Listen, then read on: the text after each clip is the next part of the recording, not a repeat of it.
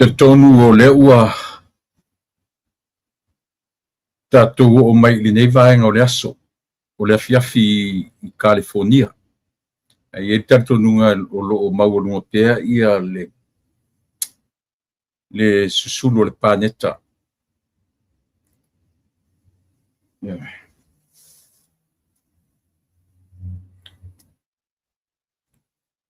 I lenei vaega o le aso. I po fea lava o lenei lalolagi o loo mafai ona e mafuta mai ai ma o le ua afiafi matou i nei le ua tealaʻitiiti le tulae fitu le foi u faasoloina goto le la ma o mai ia au o le pogisā ia ae manatu e le o faapena ia isi vaega o le lalolagi matou le tatou tei le vaega foi le o le tautia le taeao e leʻi paia e nisi o tatou le tulasefulu ma le lua le aʻouli.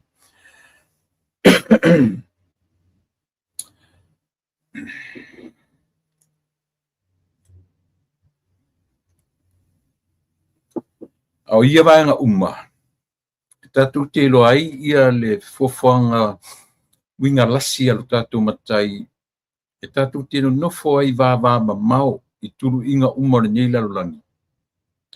Aua o mafai tatou fesootaʻi i auala faigofie ia o mafai ai ona e silasila mai ma ou vavaai atu i le gata ina taʻi vavā aso le vai aso ia po loo aso uma foʻi.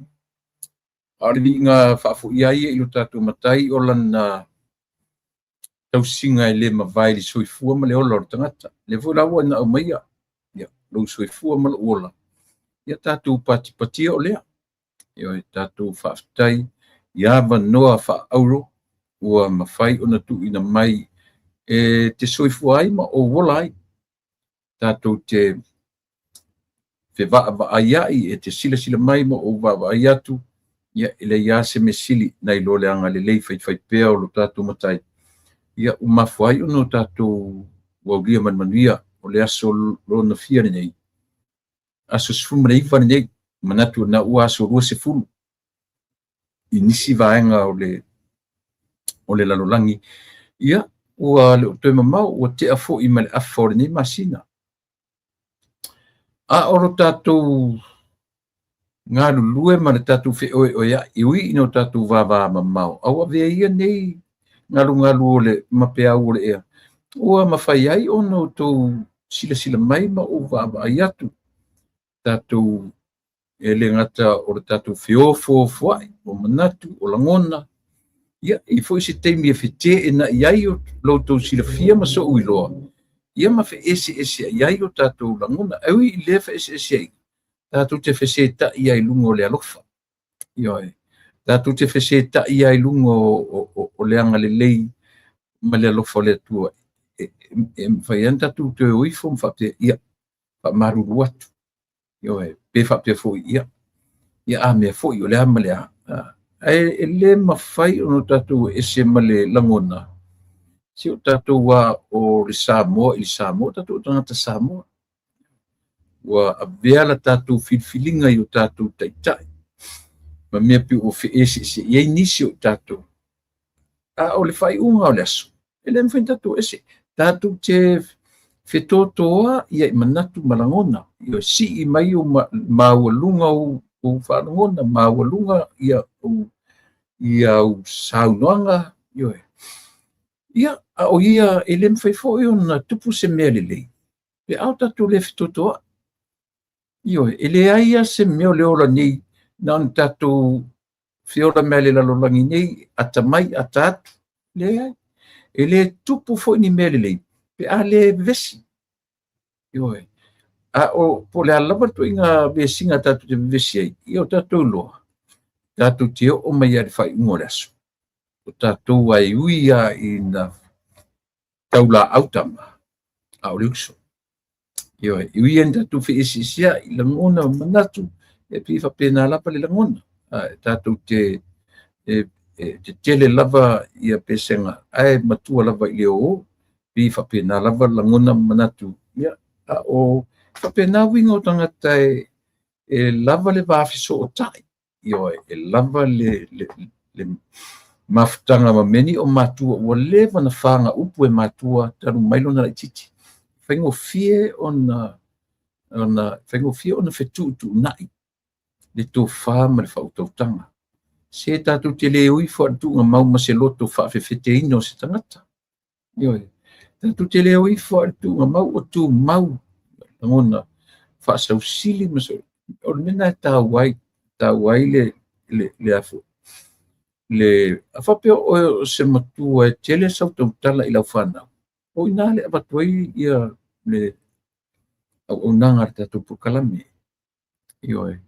wa po fe lava ma fe fai o le tatu uma ile level tatu tai o tatu ainga o tatu o matua tatu te ave upu ia tatu fana e o ia fai mai o tai to fia fana o tatu fana e avea i ele tala popo e la pata i pea ma popo ai sia i le mafuta pea tatu matua ma me ni fana so fu le temi vala mai le tua ia tia ia ma le tina ainga ia alai wa i loa ta mai ti ma upu matala i fa a wa le la tu fo inga luenga fa matua ia la tu fo fana io pe o le winga la pa na le soifuanga ma le ola le ni te soifua ma o volai io ile ai ma sianga ai tatu fio tifo le la lolangi nei li faia tatu nga luenga fa matua no winga o le tala o le a ma le a fa longo te tau tatu fana ia tu watu ai o ma tu watu le la lolangi tele o ma o mauti noa ta mama sina o man faila nga luenga o ma a fa le tonu ala ta maititia e fa le tonu ai lungo ta maititi ai le se matua vale ai le fai ona fai ala nga luenga fa matua yo e au tatu wa fa pena tu la ma fa pena la tala no ona o to finga ma tofi e tofi ai tatu o fela ma fe o to finga mo mua tau na e tatu ba to finga fa matua fa tama fa tina e se na fu ina a mata to meni o ai na a mata to mo wa ale ai ni matu leni ainga ileni fa la pottonga aleni fa la pottonga eleni no eleni se tu malo eleni sio fa pena lona fa nga solonga so a mata to ala ile to lu kasi lua foi numera a mata to ina io e tatu tilo ia a mata to tangata to tasi well developed tangata to tasi mafuta tangata to lua io ina to ile si level anga ia to fai fana ia ma watule ngalu ngata pena ia io o mai foi tatu fana tatu va ai tatu le temi wala tala foi tatu le fai unga wa pula la moto le soifu me le ia au uma ona fafanga tatu fana ile me tau ona ui ma tau ona olai esa tau sa ole na tala pea yo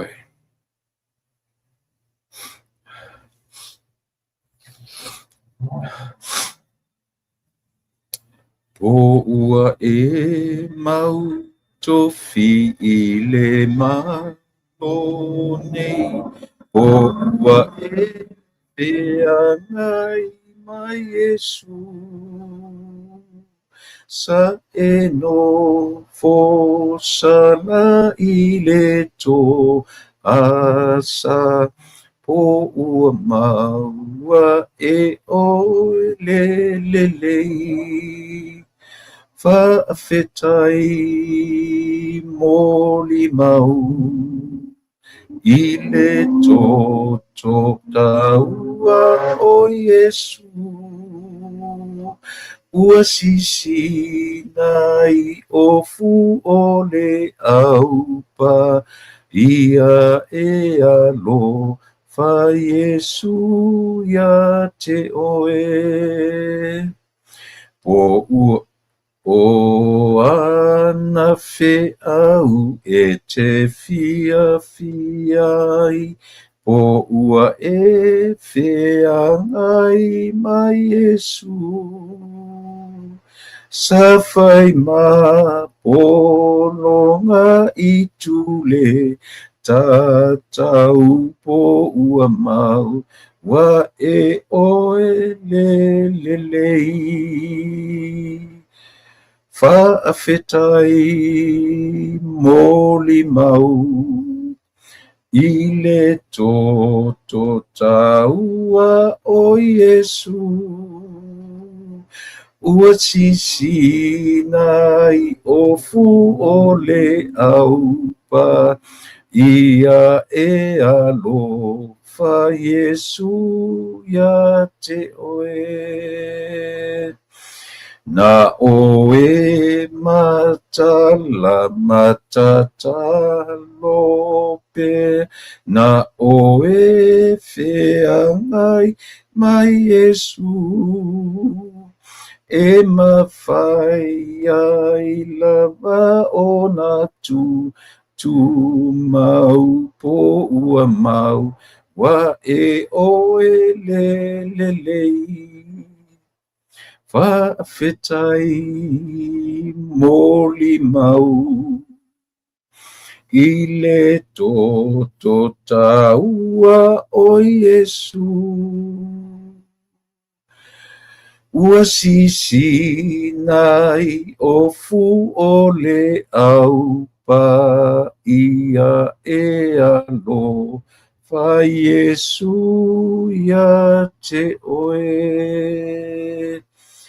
Ioe e alofa tele la o fio ia te oe ma. E alofa nau tai la o fio ia i mātou. E ui no mātou le alo lofa ia te oe. Le atua whaafetai i le alofa winga ese. Whaafetai i louanga le lei tausi.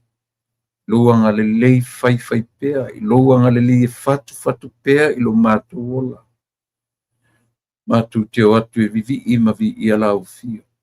Whaafetai I mea le lei uma o e saunia mo mātou. Whaafetai foi. I lou whaatanga ina o mea le lei. E o mai I lo mātou ola o mātou sābalia. E a fua I sea. Ina ia whai mawhale a onga I o mātou tangata. I lo se meleanga lo whaatanga ina. O mea tutupu I lo mātou ola. Whai mawhale a onga ia I mātou, a o mātou tau mawhai atu I lau fio. Whaafetai le nei aso, tai le ola ma le malosi. Whaafetai I le maua fo'i o le nei aso whaapopo I whaitauina o aso o lo mātou ola. Le oso mai o le lai le tae au na te au mai le mawhana whana I o mātou tino ma le whunga ele ele. Whaafetai I lau tausinga I ala, I mea uma I ala uma. Lau leo leonga I lo mātou whafo ma lo mātou whale. Whaafetai I lau fio ia o awa noa le lei o mātou maua. E mawhtai ma mātou wharongolongo I tala I mea tutupu I ma o le lalangi. E maise le si o manga o lo mātou o lai. Whaafetai I awa noa ta mai ua e au mai. Ia. Mala au I le angang pa ia o lo mātou whesoso ni sili. Alo whangia lo mātou whamoe le nei po ma le nei fiafi. Ia, ta mau e sila fia I le nei tūlangi ma le nei atu nuu o lo mātou no nofo mau ai. Ua ta pena ia nai temi o nai whanau ma whaunga o aonga. Nisi ua amata o na whatao atu I le soifua o oina. Nisi ua whauina mai le ngata o onga mawalulunga o universite. Ia, o le winga leo lo mātou ola. I le pota, ili atu le poto sala lau. Whaftai tele I lau fio. Ia wanoa ua maua ea mātou whanau. Ia, o le ola la vai te talo ia te oe. Lau fio au noa ta mai titi ma lau fio ilona ola. Ia, e ola ola fua leo langa. Au ai e mori ia mātou whanau. I o latou I loa le ala e ola ai. Ia, o le talo. Tui nātu I o luma toe teimi ma toe aso le fono tele lau e kālesia I Samoa. Whamanuia I le teimi e ta ape ai ma tu ua mawhutanga I whatofa. I whatau nui a inga malau I maota malau ma a inga o e kālesia o whamuri mai. pena fo'i le matou tulalolagi fa'atau'uina mai ma matou feloa'i le fiafia o laufio ia o le tatalo fa'ataunuina ala'uma lava fa'atumauina lou vi'iga i lou alofa ma lou agalelei fa'afetai mo le fa'aolotaga tai mo mea uma aulogaga paia e tautu'ulua le tautua ma le au'aunaga i lenei afiafi se'i o'o i no matou tu'ua ma taumavae fo'i atu le li'iga iā te oe ui magalo mea uma mea o matou sesē ma fa'aletonu i fa'amagalo i le toto paia o i keriso lo matou ali'i ma lo matou fa'aolauole ma vala'au ai amene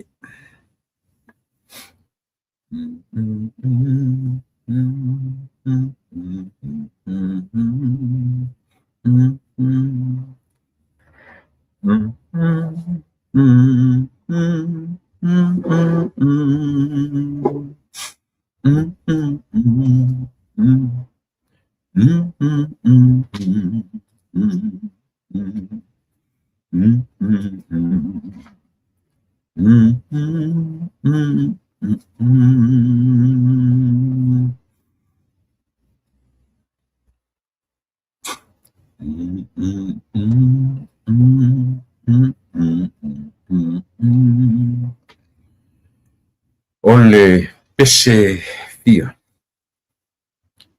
se lau fa'aono o ua e mautofi i le mālō nei le mālō Samoa mālō Amerika leai i se le mālō lea fai mai po ua e mautofi ai po ua iini o tofi po ua mau ai so tofi o le winga na o le pese a le pese e afua mai ina ua temi o le toe paseka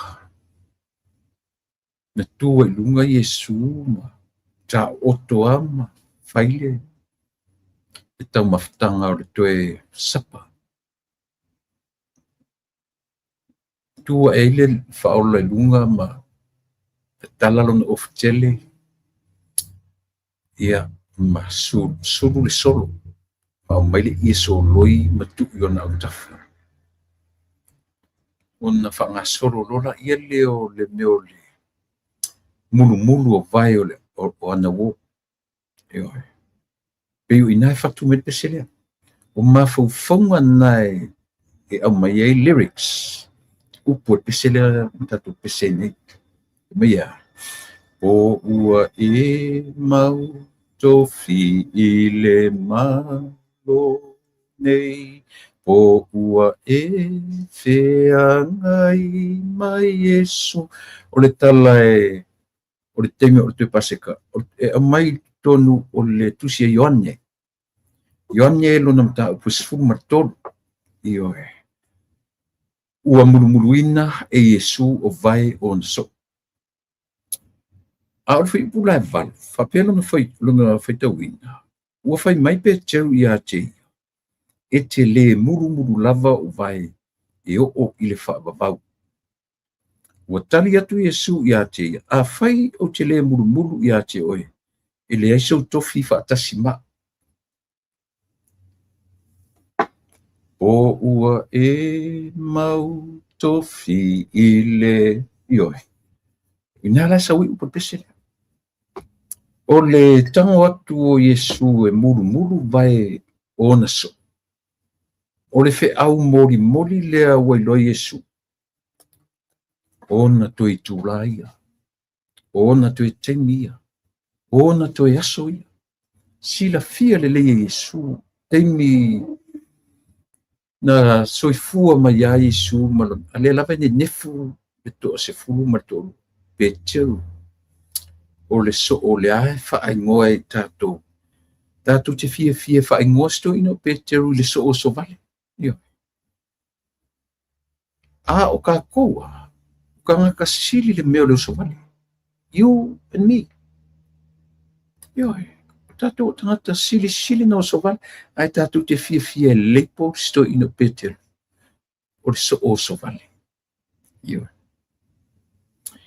o le manatu o le fe au tau afe le Ioane sfumato mulanu fai le lelo tara no pele a toanga nang pino fai atu mo yo le mai le a le va ai la tele ai il tusi ato mai le foi mo ngata foi po se furu mar fitu o lo mai ai o sila fia le Yesu yo o mai le taimina te tu o ai le mafutanga mana wo from verse 1 to 17 ua manino ua ai Yesu I tausaga e tolu foi man afa na feoaʻi ai maona so mai lea tani umi I le tolu tausaga lea ua agaʻi I toe taimi lea ua agaʻi I toe a'oseana a lea e nofo le malamalama le se oli po lea le uiga o le saunoaga a Iesu o te fausia le malumalu I aso e tolu e toe o te talepe o te toe fa'atuina I aso e tolu ioe o le taimi la le o le toe paseka lea le tupu ai le mea lea le tupu tonu ai a ia le vaega lea o le toe o le toe pei o le vaega lea mai le muamua e o le fitu Piu to lotu atu e Yesu, le mea le whaailoga o le loto maulalo. Ioe, ina ua, tatou vaai I le vangala o le I tonu I foi upu le valu. Mai le foi upu mo e tau se fulu le fitu. Me whain tatou vaai ai o le muru na au, o muru ngā vai. The foot washing.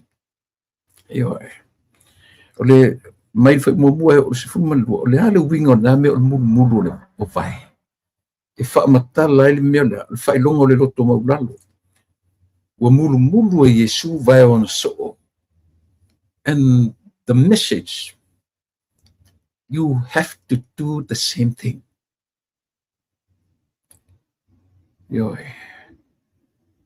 whatever I do to your feet you need to do the same thing to one another. O le whailonga o le loto maulalo. Ia maupu e tatou te whanong so e tatou atinu ioe. O lalo e mau ai malo. Fisili, o lalo I fia. O lalo lalo me pito sili lea. Na sau o tangata, the leader. O taitai. O fea ni meo leo la nego sau le taitai fufuru o vai. Ioe. Tasia mea le mawhaina ui ese tangata soifua. E le mawhaina e ui ai. E whainga o fie na tato ngangana ai. O le mea lea. O lalo e mau ai malo. A whai atu neila I stang. A le tato babai fo I le muso le staita e sau e alu e.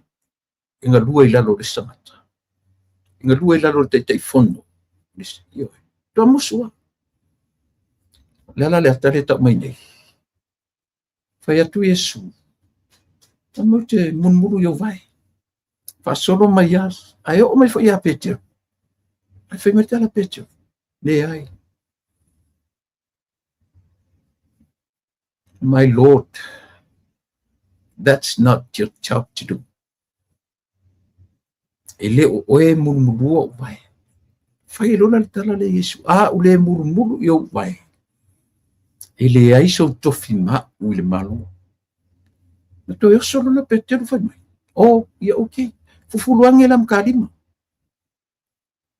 Ia. Ale va ai fa Yesu. Fai mai le va ai Yesu. O oe. O le nature ka. Ele ai sisi o tatu e pal e mama fa solo atu. E peia ona fai ma pal palau vai. Fai ma fufulu vai. Nanga ele fa pe wan se fufulu yo vana e mama tua le. Fai mai tala. E te lo sa on mele. Kero aso ula kiki. Mo ni ale tala lila fam tala. O aso ula kiki. A tuturi ne matu ka ele ua fiafo u ka ua. Nga luka fa ka ngapi o kwa le paipa fulu lo. Nga vai. E te loa ke la ngona e fulu nga o vai. Fulu. E te whanongo tua pe o e mama ato so. Mo ia o la ulea whanongo na ia soia. Mo le ko nga kamanga. Kulia koe ka ele nga ka ngapi o nga ia paipa papaot ali longa vai ala fu ia le ala fai mai fatu ia su ia pete ia O mafufuru vai se ori mai o vai so fufuru. O le faataʻitaʻiga mo utu. E aogalo tou ola I le olaga lea o le a I outou loa femulumulu aʻi. Afai le mafaitou faia lea. Ae la sauni fai mai ia te aua o te le mulumulu vai ona. Ia o le vaai e peteru ia. Mea la ia maua tu inga me fule le tatu tilo iai. Mau le tatu faaloalo se. Ia e se alme le tatu o mai fai mai tamama tina. Ia vai fai karisi. Ai matua e se ale tamama tina. Ai kua le e onga tasia. Peta isi meo sitala no sa fatu isu aua. Tu u mea na peteru. A u le mumulua nei o vai. Ele ai se avano oe le so tofi ma I le malo. Ia. A melo le fai atu a peteru o ia fufuru mai lam karimu. Ise de. Peteru e vea ku kamaro fufuru vai fe mai fufuru mai lam o limpe a fai o lea. Ia. A o le tāua fai upuna e fit mua e o suma fitu e iai me fai upu e varu reno. O le muru ngā vai. E a fua na muru e wha manatu ai ia te oe ma. E meo le maura lo o leo langa e whataita I ai tātou I Yesu. Ia, a tanofo ne fula ma tau, tau wha le sa of ilisi taimi.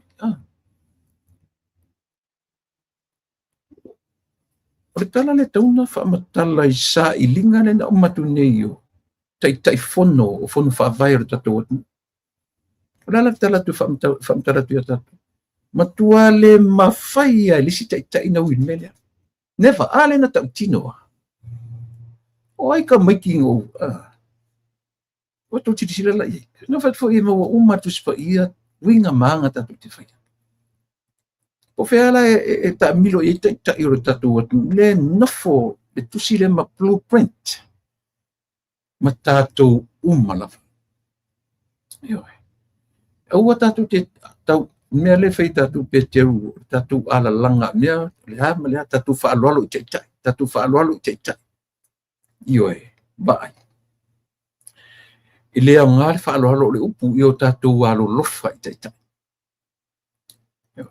Tu se lo ngana tala Yesu fa peter. A ule fai al mele ia te oe. E te lo.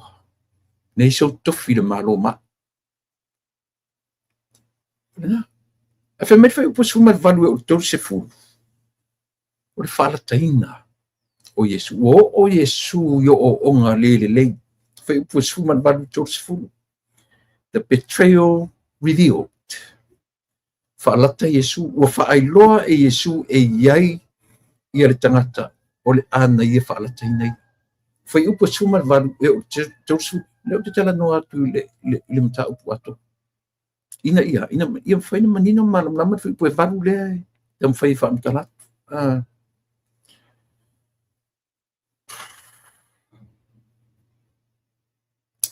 Wailoa Yesu.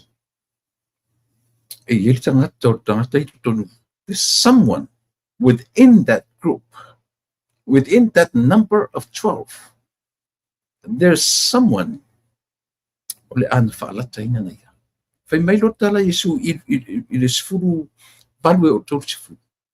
Hurry up. Ili fai mai hurry up and wait. Just hurry up and do it. Hurry up and do it. Fatuktope. Fatuktope. Fa'ailoa tu Yesu I le tosfu matolu lea. Na uma lo le murmurunga pai lea. Fai lo matala lea Yesu. E se mana ia ana ia fa'asolonga fole le fai ngofienta tu malama. Ayo o matolu su tasi tolu su malima. Once na walk out into the dark, Judas. After Judas left into the dark, into the night, Jesus gave his followers, the 11. Jesus gave the 11 left the new commandment. Ole apopo inga fo. Ole ale apopo inga fo. Love one another. That's the end of the chapter. That's all. Mai fai upu tonu tasi o tonu lima. Na mane e ai lungo yuta e alu fafoe. A matan whaatino na nga luenga whalata. Te mina na ta pena ilo Yesu le to se furuma to tasi le tutoi. Ua avatu i ai. O le apo a new commandment. Ioi. Tusana a mata mai le furu ngā vai. Fasolo mai ai i le whaelo atu e Yesu e iai le tangata le tutonu. La whalata ina ia. Fasolo noi ina ua tu ua le maftanga e to tasi utoi to sfuru tasi. Fasanga mai loa mai Yesu. Concentrate i le to sfuru tasi lea. O le fe au mo tato. Ia utou alofa. Alofa le tasi i le tasi. Ia iloa le isi muru muru. Ia utou fe muru muru ai. Love one another. Ioi. E matautia.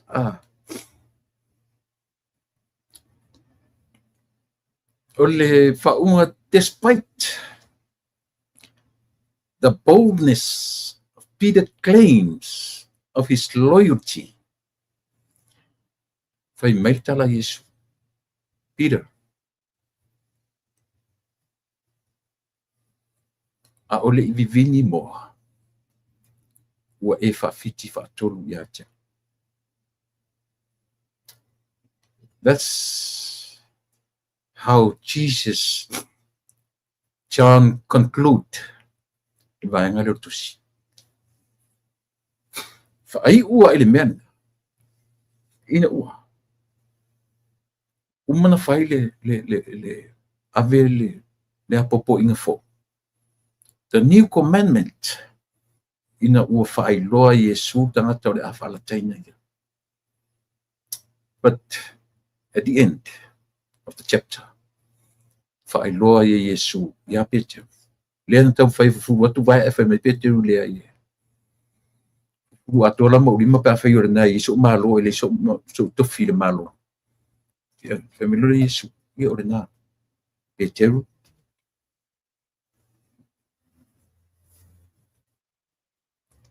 E le vivini o moa. Si e whawhiti whaaturu mai i atia.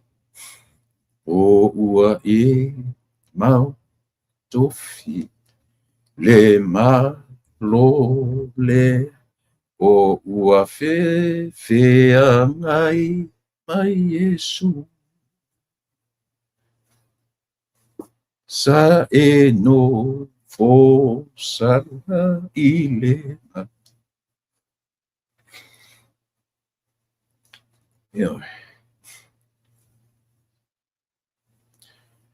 If you lolo mamau Peteru ia oema. But the one thing that Jesus did, he restored. Doi whaafoisia e Yesu le Peteru o so vale. Whamoi foi nā mo tato. Whamoi foi nā mo oe ma tato uma. Ia. Ni le taimi o le aso. Foi pau wale me ta ua. Ia salamor tangata. Once I repented tangata. Pe repenti toi minuti o rona ola. Pe repenti. Ia. Me ta ua. Whaungar tau taimi me leo. Oni i pe tatu o mele tatu o tatu tatu ola whaafolinga i tai o ekalisia. Tatu o whapea me tama tina ai me mea lea. A ora tangata i e moni le lofa martautua na ngālua. A iai me sapa ili whaiwhia. Soswani ai. O whio ngālua ngā whaiwhia, soswani mea ia tātou everyday. Ai le whapela o whaiwhia o Yesu. Ai. Nem se si o tātou e se vai o Yesu le na utara noa toi nei lea fo tusi atoa lea. Chapter atoa le sfumato. Ne ai ma sisi o tātou na te mwhense e se vai. O lea. O le muru o vai o risangata. And especially Fa'afeafeaga o alo e mulumulu vai o lo'u atali.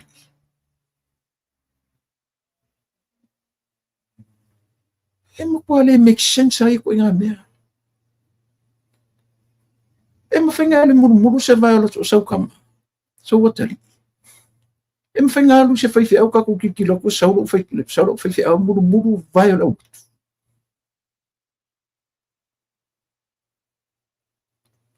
Makau kia.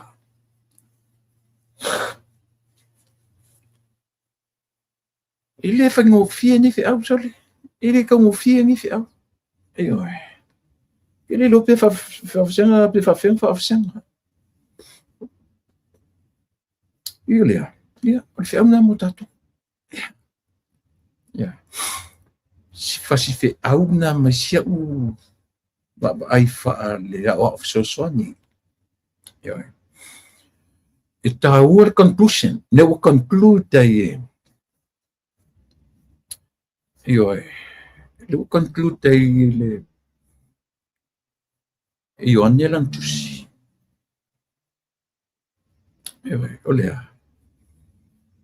Le alia whainga le tau mawhai o le li o Peteru Act. O ia e alofa tele ia Yesu, ma le whai atu Yesu tele fulfulua vai. E whatu Yesu. E le iso tofi pe au le whai mele ia te oe. Nanga te tauna e malama lama aisea. Ua o sawa I lalo. I'm bringing myself down to your level, Peter.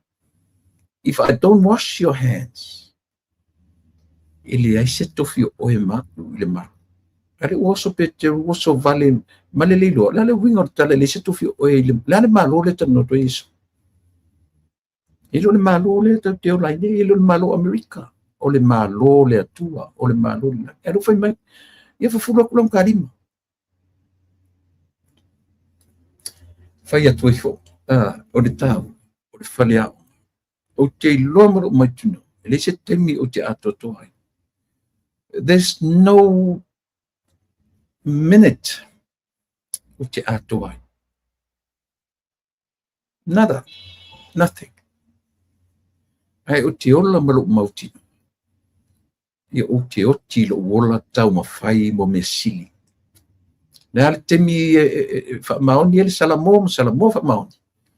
Ele se mena e loa ele pulei o lo whamasino inoa. Tele loa foi e lo whamasino inoa. O le whi au lau tele le mutatu. O lau tapenanga, ma lau tapenanga o nepatino nā tangata. Ia le ni vaenga o le tatu, tautua ma le tatu, nanga ia se ia whangasoro fo le tatu pokalami.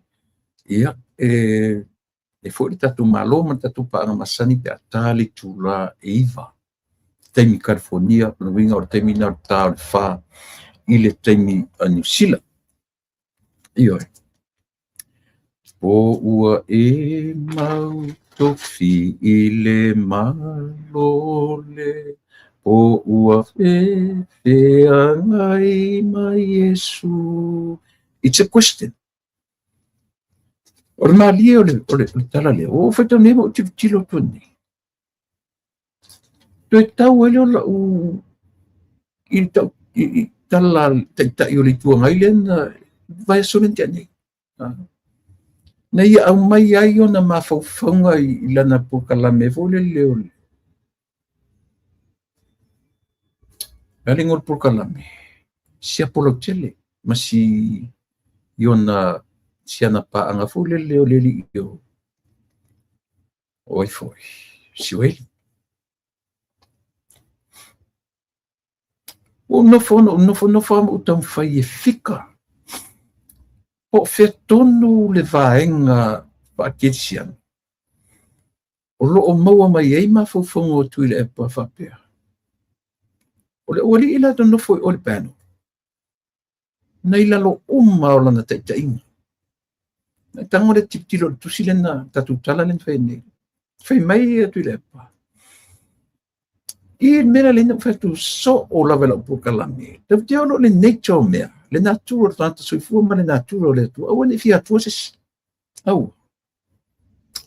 Nela la tatu tanu mele. Fai mai la tuile. Fai mai sai le. Oi le mafofou. Oi ka maki o la au la koi. Oke o ke la ko e ngofa whaka interview. Ori umai ang whainga luanga umai la luia tia. Nā le whea awe Yesu ren whaine.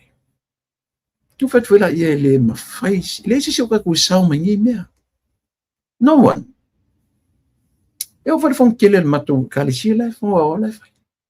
E o a teime o langona ma teime o whiofo inga whale anganga. Tatu te langona. We feel it. Tatu langona le teime o le pai mai o le anganga. Then we see. Then we can talk to ourselves. Oh well. O pai mai le anganga. O le teime e tu oai masava vali e tu i fafo e o le reality o le olanga. That's a total different person. O le taimi ai tu tonu sau dinga ma taimi mamalu, the presence of God. Ile na on matu ekalesia uma e te langona a fai special occasions to tonu o ekalesia ma lotu fapitoa te whalongo tu ina wape pesi tangata e te whalongo tu pe si tia oe. Nanga isia, o le temina e pai mai eile na tura o le tua. Na ona tala o le temi a mene whapea le tala lotu, whapea le tala le teitai. Ia o atuia o tau ma le manuia. Mawhtaina i mātua lo ngang pa ia mai ia. O atuia o tau ma le manuia. Amen. O le temi e mai na e ta ape tu loa whafo. Walu tanga te mea le. Tatu mai fele le ia ma se sanga le ngalo ia cha ule le taimi o le tau mai nei le si umaliu le ngalo cha ufinga na o na sa fia onga i pertadia sai Geneva ile afuning fa urungo le kalesia kirsiano ia sa wile fia onga i farani le sunga ia faitala talapusi o maliu. Doctor faitala talapusi. O te lengano la ia teusian whamtalanga dan whaimai. O lo soifua malo wola i leli. Tui titi ape i le, tui titi ale se senga mali helicopter. A float on the air. Yo. O mea whaale langi umai te whaalongo atu i ati o ilungu le ea. O le taimi a land del helicopter. Wa e oso ese mal helicopter. It's a total different person. O inala. E whalangolango rola i le ola lea. I lo mene tau o le self-control o le Cristiano. Esia, because you and myself on our own. Le wa land le helicopter na whaopea ka kulungo le ea. O le kaimi a land dai now on your own. Whalango la tato i le malo si anga o le relationship par tangata malona. E ka haua. Ta pe ua tala le tfetu. Ava tu le. Ma fau i mele. Au faftai ala le pese o tato pese. A mainga non tu se feita. O le tu se Ioane ta pusuma to. A mo so te feita u le ta atu. Ai lo le ta u le mele te tau apa tu. Alu le temi ina kulepa. Oia ka miki le ma fau e whemia mai lauke. E whawhia vai a ua kai me ki kele. Te vai a kia ua kai mea le lalulangi. A leo mai whemia e, nea no whako kele alua. Kele alua. Me whera o whako e whia me. Intasi ngā mea na urongai. The communication between these two is getting stronger. Strong and stronger. Nea o matemine. Nea whatu e whia me. Au, ia e alua e wangila.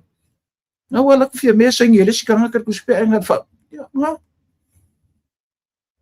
A o lea ua o mai tusi le ia tato. A u le mulu ina o vai. E le sau tofi le malo. La mele. O lea. It's an educational teaching. O whalea onga. Mo tato. Lea ila se nga o tuspa ia le ma mei tau ti tala noi. Lea mai mei. Whalea onga mea lea. Ai le ma whain tatu whai. Tu sala mo wa foi te tala no tu le mena so tiro o ani mea te tau ona o wa i ma umana tua ni melea I temi uma leo. Lea la te tau la ia tuile pan sa fa longo mela por kala mele o te fai tue. Ma tue tilo la I tusi ato. Dile fa tu te tilo ile foi upetasi. Look at the whole chapter. If not the whole chapter, look at the one above and the one below. Read all those chapters in order for you, for me, for all of us to understand more. Tue le tau, o na fonofone I mo o te tira mo fai tau fa pesori. Se tau sia I o mai tai tai o lo ua tunu e fai tau ni mele. Tau sia I o mai tai tai o lo ua tunu e fai tau ma toi te tira o na fai tau ma tau e listari ngā listari. Fai mei a ai Yesu mo na so. Tua e ai lunga Yesu te tala lona ofitele. Sulu le solo male I solo. E fa ngā solo mai. Nanga solo. Te I on so.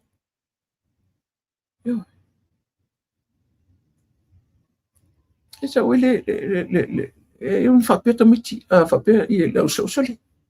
So ka ko kama e ko fa le kongun ma fofa. Kala ka ko ai lenga le ya ka ko ai ale ki au ko ku so le sa mai me ka solo va ka kali. Fa ko fo kilo ko ai. Le la fa mai tu le over my dead body. Ele se temi o te arwe interview o ska me kiki. Ola ya lalo ya kia. Ngai lalo la te inga tu sanga tele. Ye se temi o te. So le la o contradict ia o onga tu spa ia. Ma so fanga ma le o tato. Oi fa ile te falo ngono mai. O vo le te va tu tatu por kala. Fa le onga mo tato. Fa le onga mo tato. Ia. Sei lele. Ma dia lo roto. Mena le ina le mafaina e manu malo ina mea I ale malo le to vatu mole le lingo le malo ma le tunu ato. Au le maua I le tala le na tatu faita wene. O I le a fua tu ailo fa le tonu. Wa vaila I ta ua tatu mta. Vai foi ele fingo le li pare mia. Inga ke le loa foi fa tau le tala le. O lalo e mawai malo. Not only we're not good just to say it.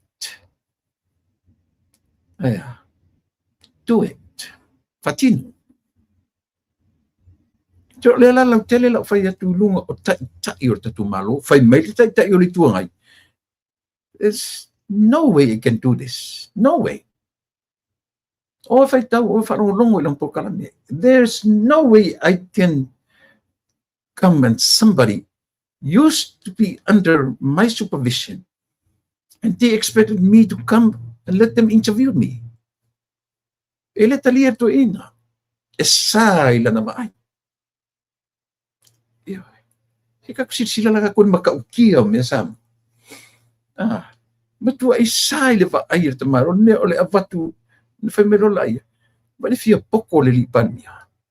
Ma le fia poko fast. Ra fa fenga mai fa singo o kelo interview kangaka wa leva ngai lalo lo kai. Ma le afi auri mai mo ka pungi. La fi au se alo muru vai. Fa fela fa kusakula epa. Fa fela fa kusala au le malito. Ia Yesu. Ka fa ia ko fo ka ku kala ngo le reality. Fa fela fa kusa o le taita i lo ainga. Ia Yesu.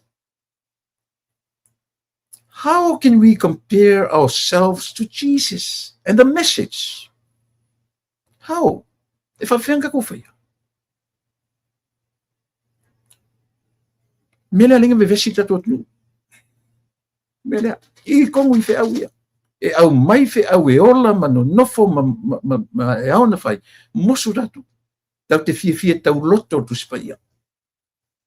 Tau te fie tau loto tu spaya. Tau te au ngata tae orai. Tatu te au ngata tae tatu te orai. Se vai la I tala ar seilele.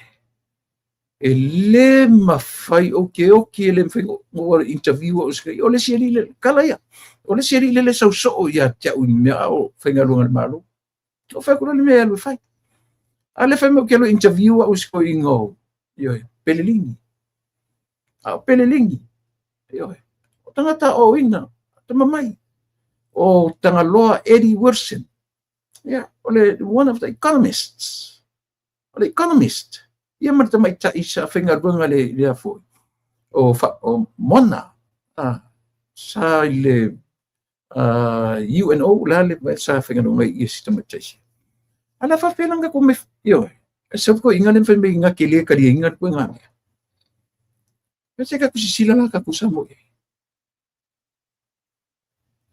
au i ton te o fon fa me o fe e fo e me se ia vanga nala wa o wina tatu upune ma tatu loa o no la upune on tatu lo na mo meta o loto mauralo dan o foi tu atona pusila o foi tu atona mai foi mo o foi po sfuma fitu o le foot washing o le muru nga vai e le mawhai lona tatu whaia tatu te lor me ta o lalo e mawai malo e sa e le mawhai lona tatu whatino ina meia tau te fiu e su e me ta o lalo e mawai malo lala nga ling whapea langa e ka whunga wha i le tsunga le li pare mia sila tuto e meia nanga le au ngan tatu ana pupongi e le au ngan tatu morning devotions e le au ngan tatu le whatino ina just a waste of time.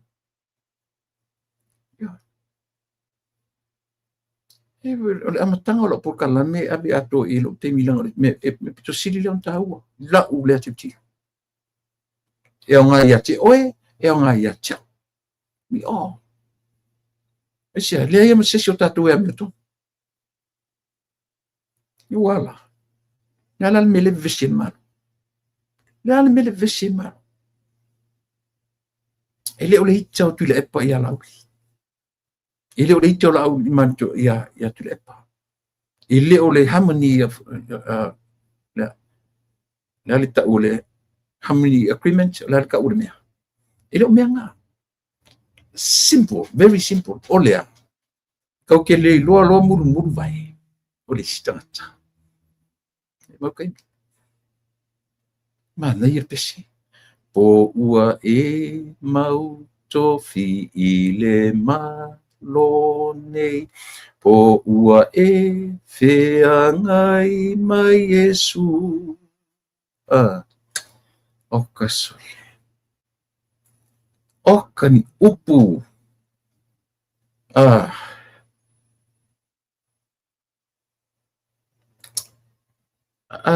Whamore welese ko lia. I think o lau device whamore.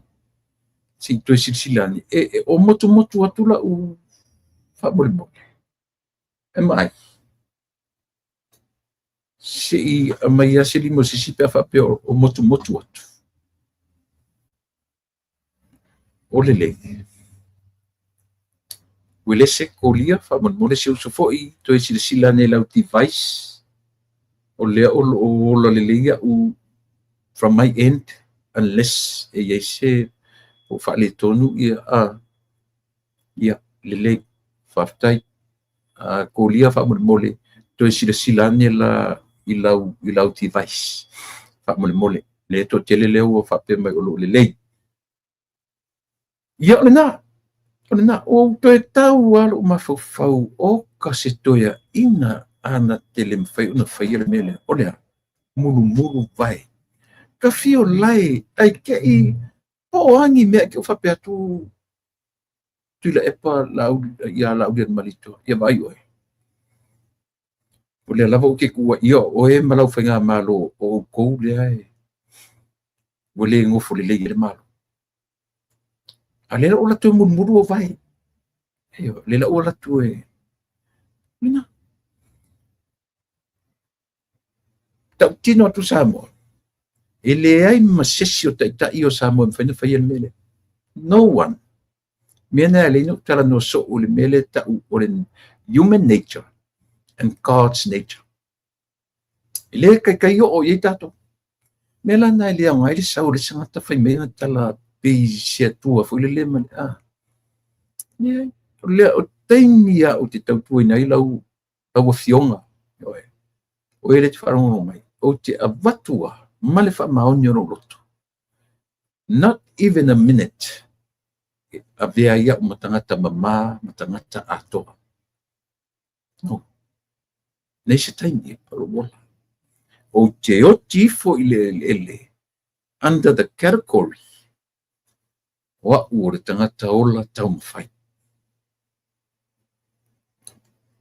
Umalawara ola malalangi o tau mawhai I me sili male whaola tanga le li moa. Not an excuse. Ai le whewhena ola e whai ma whanoi le mele. Mo tato uma. Nena. Me wala le na e whai e tura e pa malona I loa. E malama le tura e pa I mea baanga I artu spaia. Malama le tura e pa. Malama le la uri an marito. Ai ono tato le tato te ola I le nature tangata soifua. Kako ke koutu ai up and down sia.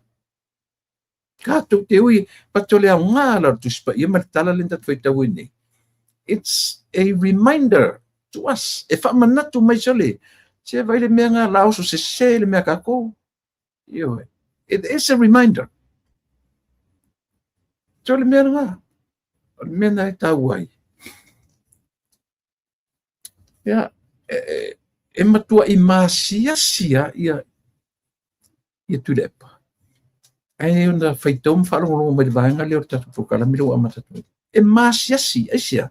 Nanga ua lalafa upu. Ua whaafofonga sa moi upu malolosi ea. O ai kou ka maiki, o ai o kou ke lako I interview e o koua. O kou ke sila fia sa mo o a unga tai fono, I fono te tele lalangi. O la fonga ia. A sau ni latu le pe whaitau I masa ili wingo tala I tusila. Ke langona non masiasi. E matua I langona le masiasi. Yo na. E wingo na le tala. Sama e oro teni patuela tau mo. O te tala noa atu ia o in a real life. Te le tala noa atu I lungo o se tusipa I o peo mai le langi a tatu tawhao tu whunga ele. Yeah, we have to bring the Bible down to earth. Mea le tau te olai. Ele se me o peo mai lunga a tatu ola tu whunga ele. Ele sao. Anyway. Mana ia o tauwanga tamitia o ngai e whai mai Samoa. Mai korisi maurulunga, high schools, ia ma meo tūlanga lua, primary schools, primary. O le masenga o le wha mamadwina, mai lango le fionga le li pāre mia. Lango e le li pāle mia ia le tūlanga o mea tau whainonga ina o le 5 tau sanga o le Jaws. Ia ma talafole le amai o le the media is the fourth pillar. The fourth pillars of le mea tau democracy. Not only in Samoa, ma so se atu o lalango. Lango se lau paseni se lau se fupu e fionga le li pare mia o ia len whaurubu ia le malo na ia le malo mai tonu o tustala lalangi le UNESCO ia ma se sui mai Ausitalia na ia I mana ia na wala au dia fo ia onga sa mo fai mo me tusinga solo ma tusinga tala e o atu e whaali opinions a whanau laiti le tau o nei me ta unga ruenga whaatustala a whaila e o atu ta maiti nei mata I whainga tustala o lo whaatino temine. Bad examples provided by the Jaws. Isa. Langa lewa invite e tangata tusitala ma whala po tutonga o tusitala sa Samoa. The new generation. ua ina mai te tusitala a Samoa ia le tupulaga fou ana seʻi valaaulia foi lana o le na le high school level, college level ngai o toi high school i Samoa ina ua valaaulia e vaga tusitala e le agata la ina valaaulia pi tau feorolo pe na agata ina le level na au valaaulia ma le primary level, meaning o le elementary fua ia onga nei pin mana ia pe angata lan ua valaaulia la le kolisi o Samoa, kolisi e fia sorry ua valaaulia foi ma tamaiti la haiti le primary level o le ala faamoemoe le valaaulia la e o atu tamaiti nei e tatusi tala tusi solo e faatatau i tiute ma galuega a le autusitala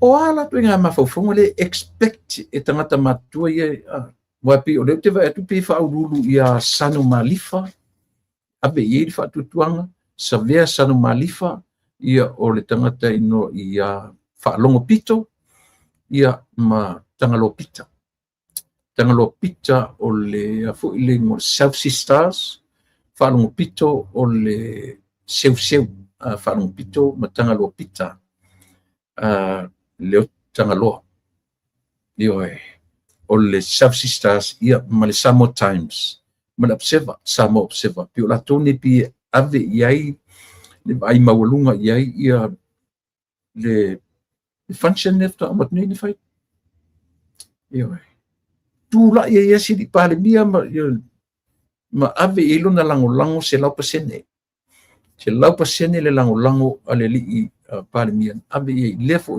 ale winga na lau tala fa mama fai le tule a fai o vala awina e outou le autusitala ta maiti mahalo fa nau Samoa ai a fai tu te lola ko performance na tu te performance te minei le ale fale a onga le la tu o ve tamiti o le fale a onga le la ave outou le autusitala o a topics na tu te fai tusi mai o tu solo tusi mai o tu tala le mele tusi mai o tu tala il mele mfapem le ale fale a onga le tu te ave i yalo ma tupulanga lalo vao Samoa and yet o le va ai mamori mau le atu i le leanga fai o la ia se vaila na wal watu ale li pale mia o le atu ma vatu de se lau 5% lango ai isia nanga le latu ma le mafaufunga you are the fourth pillars o le democracy Samoa la kula fai bala aulia ka mai ki yalo ma whanau o le atu ka kusi aku kalo fai sole tau te le vala aulia tupulanga la haiti o le atu te tauno tau fetu nai i lau tau performance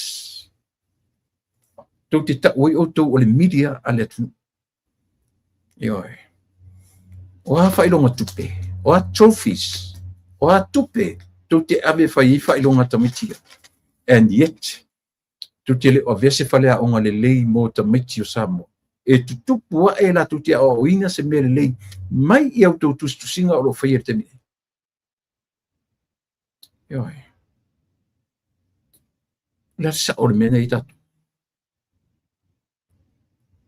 le fatoi foi tatu tala noa i mesa tatu te le tala noa i tatu tala noa i mea moni tatu le tala noa i tala fatu manisi atu inga mea o tau ia le Jaws ioe ia po le autusitala a Samoa leo a torto 5 tau sanga 50 years o lea century jubilee euro golden jubilee 50 years whailonganga leo o le tau 5 tau sanga o talu o na fatu o matua 50 years is a lot of years maliliu mfeo tinisi au nanga ma le tautua until now e le o se tautua ma se au nanga a se tangata ua 5 tau sanga. That's a challenge for me from kasi fongo tayo fo. Itaw. Isa ang tala le faitu. 50 years, that's considered a jubilee, golden jubilee. Jubilee sili, jubilee awo. Golden jubilee. The consideration na melan as fanda mo umot ni. Consider ole 5 se fulu tosanga talu ona fatuina. On ia mionga la ia ale fala putonga o 5 se tosanga. O amionga ia. Le ia tatu tala no i mesa o le fapese le falea onga me uma. Ia le la uta tu mai nei tele tupe tele ia ipu tupe na fatonga ipu ma trophies atama fana. Ai a faila ele o mawani mea nga atamitia onga nei I lauto performance as a 4th pillar. Io ale tunu. O tupe mau. Ma tuti le o ele se fationga ole it's a challenge. O le lu I fa no fu le moto va ai I mea tu te loa ele le ai na tia. Mati le pule se amani to filau se amani alo fatu ya fia al tele mati la lata ya fatu mo to uma o mata au apineru pena foi o minareta yo Maria o Petaia tu tele o tatu le o te vai atu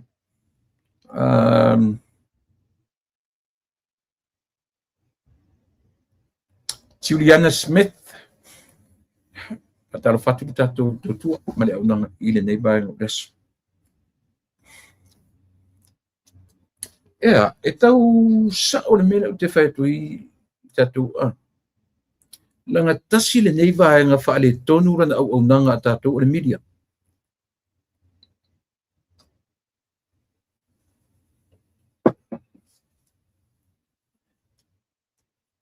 O lesi tama itai lea le media lea maai, o le mea le professionalism o ngā ruenga nei.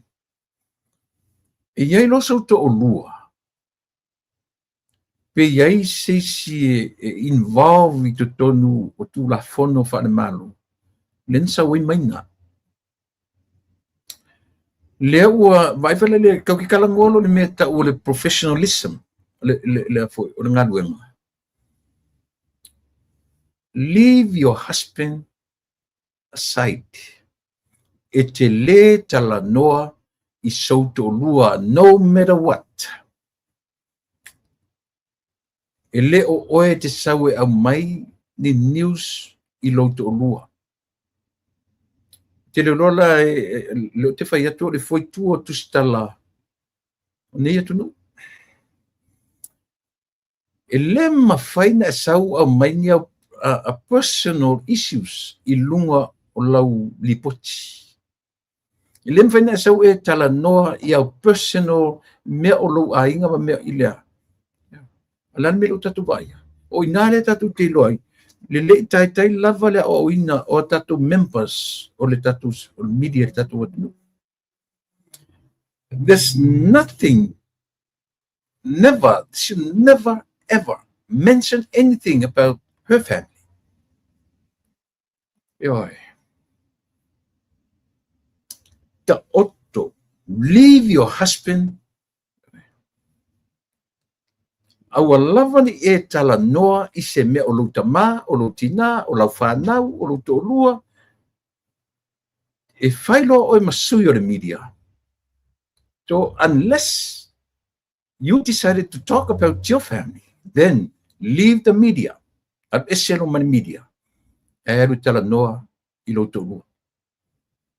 O I la le te whai atu, a whai nei la le I matoni no foi fafo. Vai la le foi. Le whai le ino o tatou tu stala. Vai. Foi le mwhainta sere tala le whai atu. Ranga no te tala no atua o le foi tua o tu stala o malo tele ne tena foi.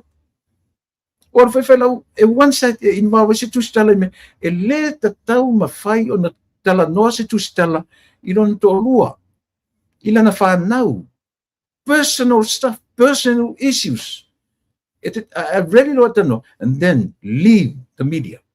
I had a face see me and me peti sau whatala no or the media from your personal side. Was sawa yo I lo lava le te tunu. Ai te le to sau o the media e ke li poki mai mea le tunu. Ai ko sau e ko kalangoa I lo ko lua. So leo te le lope o te le wa ana mala malama I fo le chos le mele. O le man fo ko inga e le skengo le chos. Leva. Asia, langa ka uvalea o mai ale media le atu.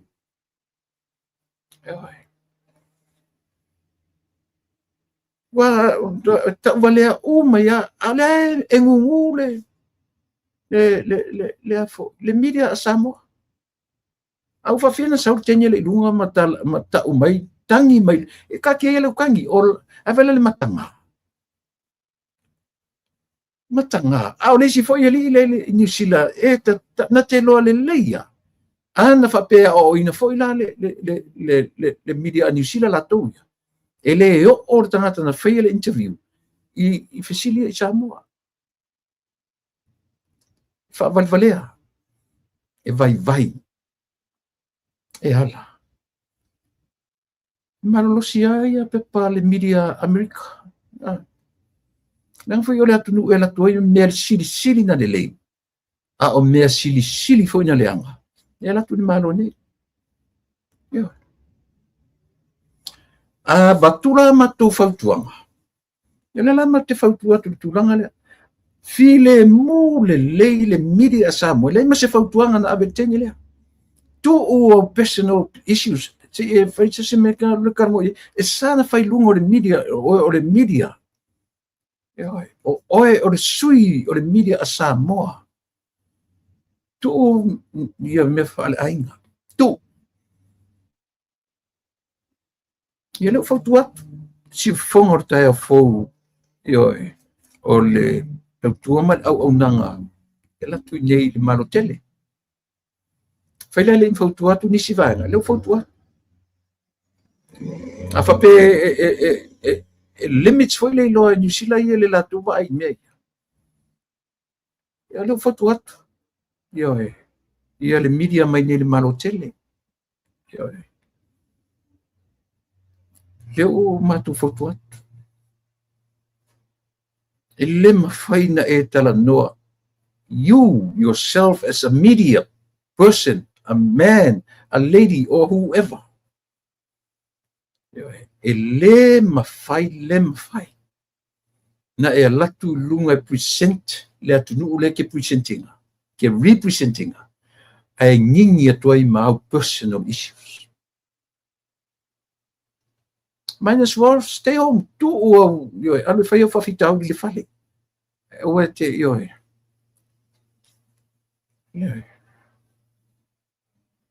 Langa taua. Taua coach na tu te whangaina. Coach of practice. Coach of ethics. O whiala o whai coach ia. O mea umai e lalo me tau o amionga. Ethics. O amionga. Ea. Te tau sao e tala e whai atu pea. E taua le mea le whetala. Taua le mea le te tala te isi le mawhawhau. Sauloa, you were so emotional. And you're letting the world look at you. You pouring out your frustrations. You pouring out your issues o lo ainga. Le o tau mai lunga o Samoa le tutongia le pili lo tama. Ma wani e te ua lau tama lau tama o tau fo itina oni tu te ta o tau tama o tau watali. That's foolish. Ni te ua se tina sana tama o sona tali. Ili o se ngangana le na sa o ile ngangana le atu. O lau tama o lau tama. E le mfaina fa pe o lo sani le ngana Britania na fa pe o lo tali ila tamtam. Tia fa ngata tau le mafofau. Fa ngata tau le ngana. Ngata tau. E o tatu tia mai ta o tatu la fa tau le tupa tina. O la pila fa ia e o ma nei e fa longo fa pe ale sa. Ile mfaina tu mai fa pena fa pe o lo tamatama o lo watali. Tina. O lawa tamatama. It's your son in English. O lau tamatama il tatu ngana. E le mfaina e son ile ngan Britania e sauleta o lo watali lau tamatama. Mafia kele ko kelo kako. A e tala lau tala le fai atu. Fai mfale aonga. Ai awe te ita mai acha. Nanga ole aunga le na o le tatu tutua. Ma le tatu puka. Nga wafofo mele tu patina. I'm a straight shooter. Le batu sa ole tala. Ai whafonga mai te mine nei. O e ta ualau tamatama o e tina e te wala ualau tamatama o loa tali. Stop. Better put a stop to it right now. Ano whanongo e fu tu stala le. O lana tamatene malana tamatama. Never a son and never a tali in Samoa. Rena. E tau. Ele fa vale le tatu tua ma tatu ona. O upu tu sao ina ia falea onga o. Media tatu watunu o oe e fa iai baenga taua o le pale mene ma le temo kalasi Samoa. Ma le lalolangi ato. Ia lena malo Maxwell. Mena lena tau tatu o le ata. Lata oi. Lata o leli. Ele o faimisi ato setina. E vede upo le atu. O le ata o leli. E saola. Lena. Io, e sao. Sao li lau tofa. Ile se foringa mai ele oni tustala pin tangata fa pena ia na tatu me ese manvangan ta o le vanga la le tustala na la tu avatu ai na la tu ave ai le tusi vala aulia nei ta mai tia onga sila tu asa mo le tau o le afia o tupu langa o le atunu i le vala aulia le a faina aveni guidelines tu se solo matusi elenga le positive elenga le positive na ave ia e ta foi lana ave tamiti o ani negative so nga wenga fa tu stalla e mention mai au tu tala ia tu solo e avelata ato tamiti e ola ave nga positive se fa peta pena ma fu tamiti mo lumana le e ta foi nei lo tamiti le a fa ina o nga wenga fa tu stalla i temile ina ua meka ule selfishness mana tu fapito mana tu ala tu stala ia fa malia na o ia na langona ina ia tele tala tangata feita wina ai fale ngai tangata le o le mena le mo tu stala le tu tu tu fa sanga tu fa sioti isi tangata ai ta si isi tangata ngwa anyway langa le masinu tala no le nature that's our nature ai ela me e fa kong flower le nature pena fai atu te tala noro le nature natura ele se ufa Samoa o le upu no nga le unga tatu whangaina o se ufa Samoa o le upu tatu te whau mai lungo le uparangi le o le nature mena le nau le tatu purkalame ia na upu ale ala whasamoa o mea o wingan tatu whana nau mai tatu that's nature vai sen mani te mai lo la minta tu fanno menta tu ele fenda tu tu meia e le mafai le foi la oso i tu stala le whamatala o na langona ai ngalo ia ia na ngaruenga e a foi o lona natura whaare tangata e emotional e ia ona emotion feelings mena leina na sauri si tangata tala noa mai ona emotions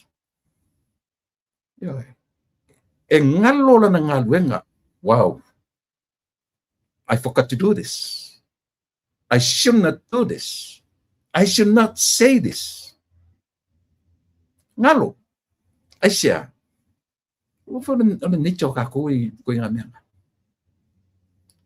a o le fa tonu folau e le tangata control o lona tangata fai mai lo le uputusi se sili atu le tangata e pulea lona loto nei lo tangata e na toa e na tia ele control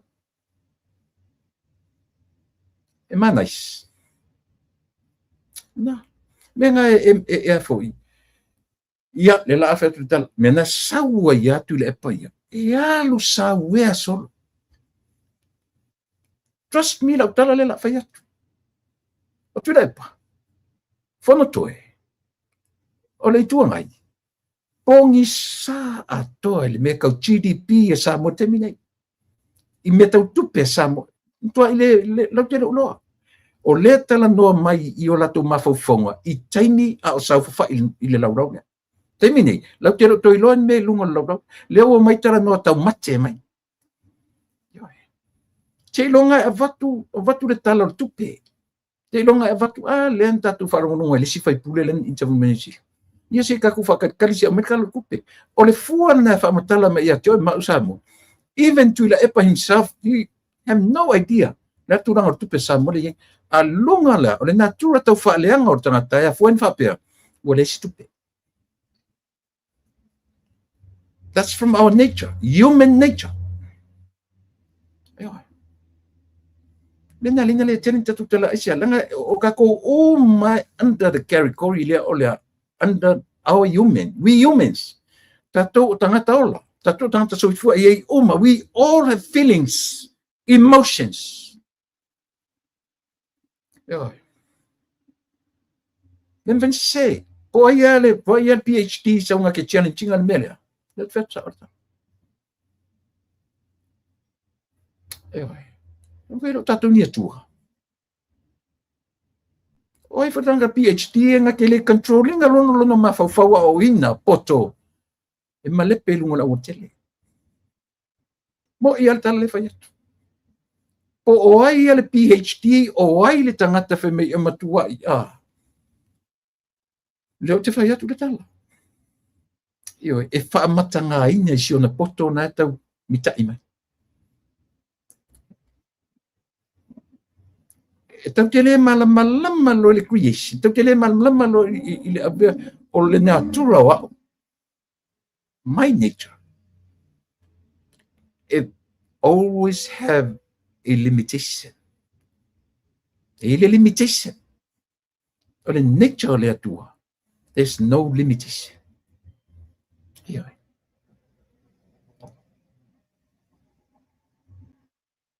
mena fetu nei e se me vai ele tu inventa fino fa il me vai ele tu olha le lo ele tu le se me limit ai lo na lofa le ma fai ele tu na fa muta lo na lofa vai lá olha lo lotto me deep per ti filo ia wa fa nei la se me vai ele tu fa me God is perfect at fai tu inventa tu titolo e me fa le tono ele tu la ne fa le tono le mafai e le atua na whaamuta unconditional love le mafai e le atua na limit lo na lofa ia te oi ma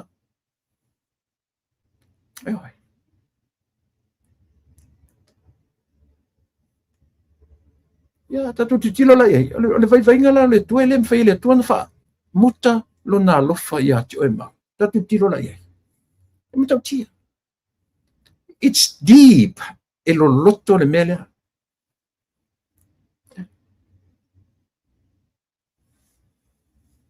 fai atu i fo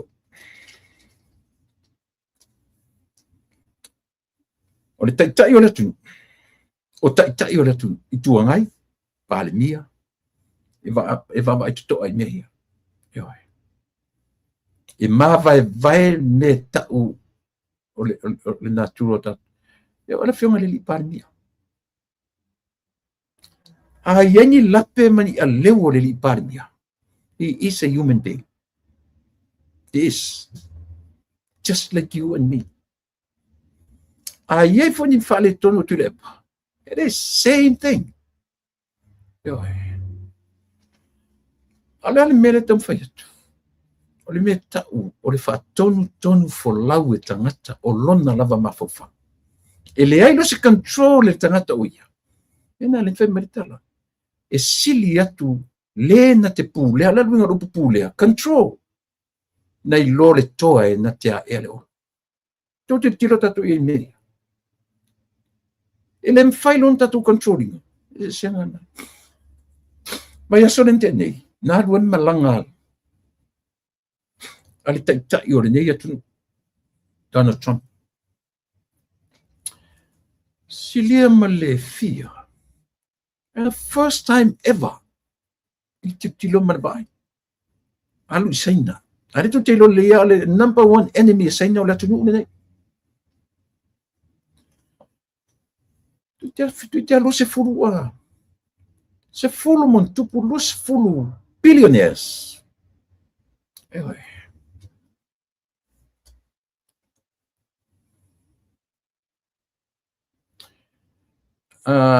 Painter Liu Qi. A file o Samoa. So, New Zealand mother can call you my son in English language. Ai le mawhai e se tina Samoa na wala au o sana o sona tali ia. Manino mea ia. Langa lo te watu le whai mai painter o tina New Zealand na te wala auina ia au. O lan tama. Ia, e sao. I le ngangana Britania le na. Ai o lo wala awina o lau tama i le ngangana Samoa o lo watari. And that's stupid. Yoi.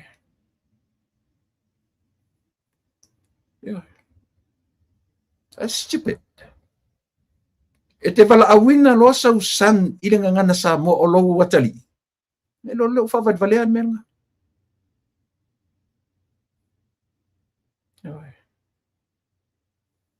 Esa. Lena. So se tina Samoa lava. Tau tala le ngangana Britania. You can call your son as my son. Ai te tala nolo I lau tama o lau tama. I le ngangana Samoa. I le mwhaina whai lau tama. Come on, saura ua tali. Sau se ua tali se I whai mele. Mela whatuai. That is a pure stupidity. Yeah.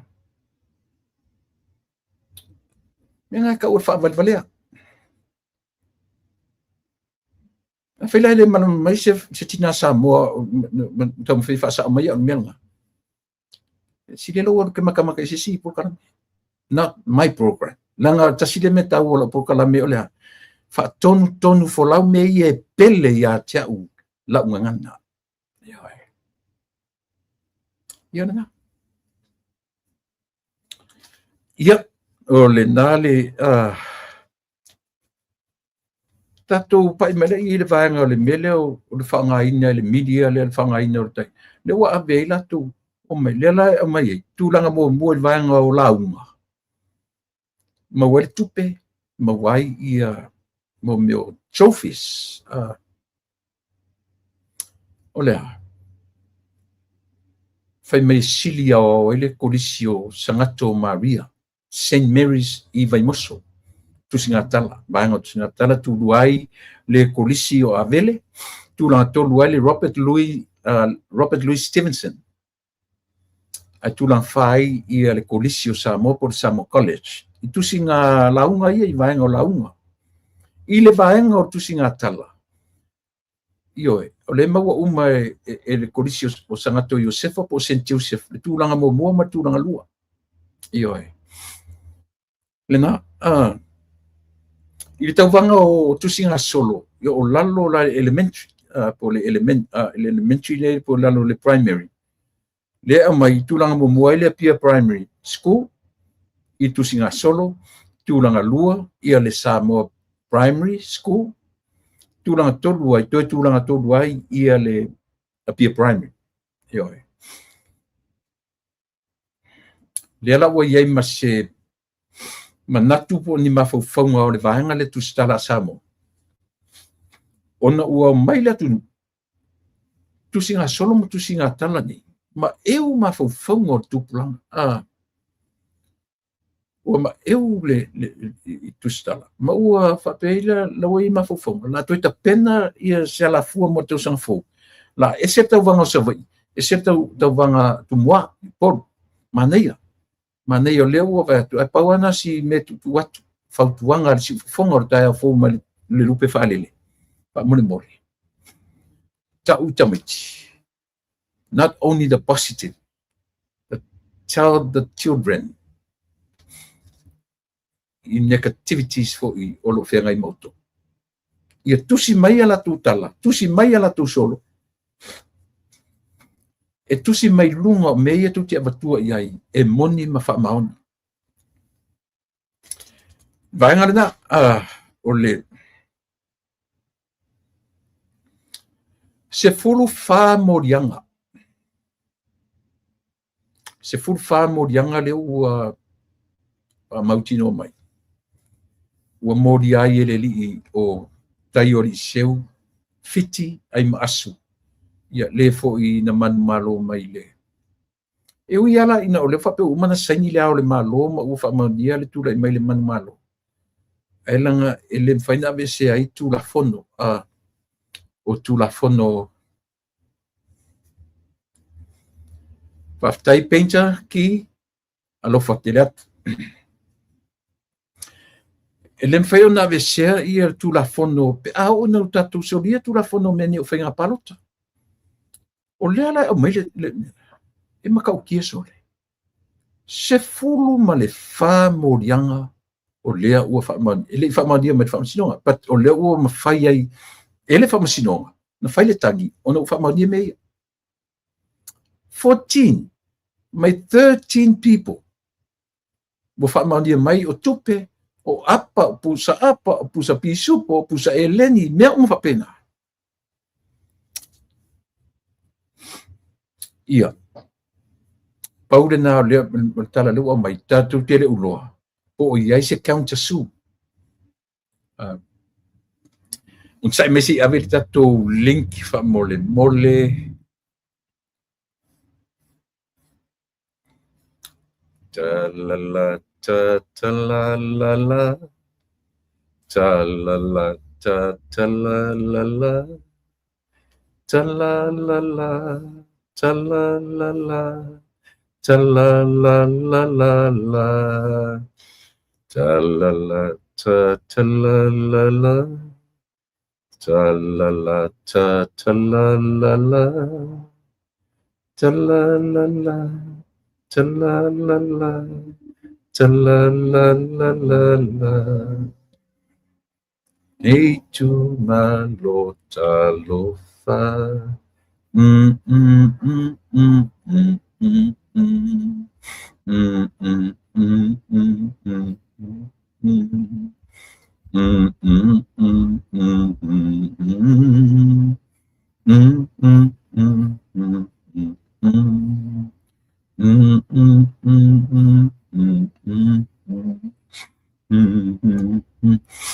Yeah. Senta tu tu link il tatu malo ia petale tu la Eva ia ona mafuta mai lola ia le le tofa ia mo fanua ia petale tu la Eva lo tu lusu tatu minute atu le o mai ia o iai le ua tasile me mana ia le ua o mai tatu watu ora ili tulanga lava le tangi le o mane ele titi le mele o va isa mo le case le ono no winga tatu to tilo ele si lua ele si toru masina winga tu la lata se vai me o ke topa tatu to manino ai ya E uma foi nei tausaga, fale a lili, sa fatalua, moa ua ia. I believe sa fata, that would be fine if they look for somebody to compete with Tuia. Ia te ua ia. Eoi. O ina ilo ai le mea tonu o lo iei tangata na ilo leo mai whape ua tasi le tumalo. E ta pipi o su e se tau sui a mai. O le whenga sa o ala nā. E le whai atua mea le angara tau o le ai. Se vanga nā o iloa o le ai ni tangata e fio, ai tau o fosi tangata. So that means to te le mana nā o mai le free right. You really don't want to give the free right to the past. But I would love to. I would love to when you bring somebody a compete matuya. And that's fair enough. But the fairness lo ke kalango ko ya uia. Asawa e tu lai mai ia tuya. Nei lola ia le marilia ia ili tumalu. Nanga ua tele ra foi tala. E meo kala makala saviri. O lo fara ngai nei foi le sui. Ile nga tor feita ile tumal ese malita pipi. Ia au pe o fa solo a toa fa pena. Me foi langa ki kiro ia uia. Ia. O mai a masto sui. Moa ua i to tasi utele tai ai le o te fia o le mele. Nanga o le sangata na o vina ma o pisa ile alau pe le pa ia mai foi maloto fanga alau pe e tu maloia leo mai e o komiki la tu sui au te lo ai ana le pisa nei e tatu por kalame ile melia ele fai se palo tatu le pa ile fanga o ile pa ele fai foi se palo ta e oi ele se lo kala o por kalame ni na pisa tu le melia o e fai ko paloka o e fai to palota ngusa fia kausanga o sa fa ile pa ia ngale o mai kulepa o e un ma le va ai ile foi i sa lo kongo kan ka paloka na mai ngela fa me o tasile nu o ni fa ki ako kasin afa pe kasinga makai ai ka ko mai fia afa nge ka ko mai ele ai si lai ko kele kan kale ko ele e disagree ia tu le o marcelo fa penga fu lo ko fanga ngale mai afa mai ya mafia me le matai afa fe lu fu ka ska usanga em quale fi ngai lo pa lo ko ninga makni anga kasi le suir fas ngal ele ku fi me yo ngana ka kilo anga lai ka fa se foi si kanga ko le pa ele ko ku me ku le pa but trust me a to run ngel pa lo ko ke mingi ai ko yo ai ku le pa fi me I lai tu manoi to te tali tonu ele ko ku me ko le e moni le tala le fai yo o fai ali moni ele ko ku me li moni lo ku malo ele ta tu lo ale pa lo tele no matuni yo ele winga na tala te nau o vai tu le pa ma tu he chapipi o su ese a fo su sto su e run mai fo e o mai matu ya ile we need to have a fair game ya le ua tau mai le tatu malo ya paftai le ua tau mai ya fora manuia o te mai tai malo le stu fu manuia manatu le ua tatu pa I mai le nei vaenga o le tatu tua ma le unanga ya manatu le na o so I fu lau le lei o le tamatai o le tina ya ma le ainga ia I fu te tonu na safia ngai mfe au manga runga masani le ngata o le tapenanga o morta por kalame ia ai fia ngai fo ia lau tofat ma fanua ia manga runga masani tausiai ainga ia so le vai aso le avanoa ia sauno ia e whawhiro I le tatu atu mai whaloa.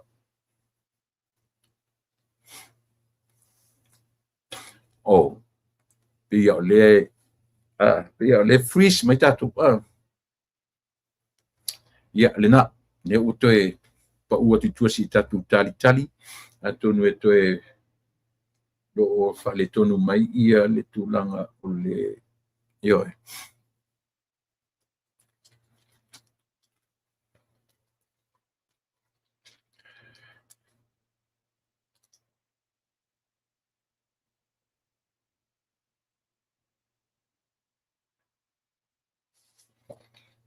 O le tatu le vaitemi o le afui o le nga solo to tai o le malo ele ngata o le ambassador o le malo o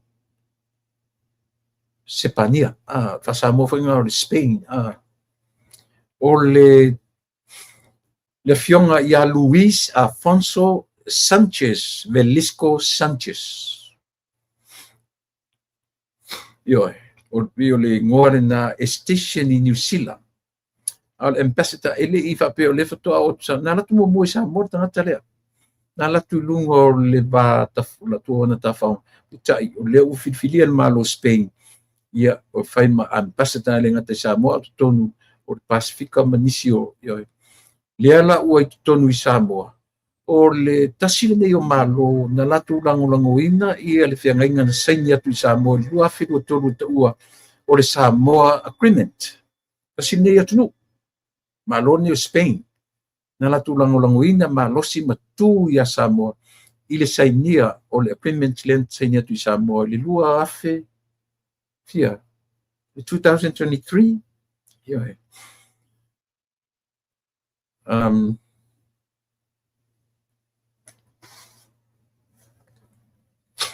tu tupo le ali tu langa o tatu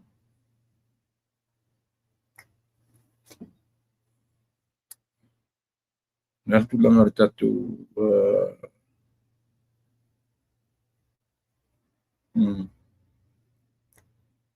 ia si tu titia tu o melhor kako lo plan mela tupu mai New Zealand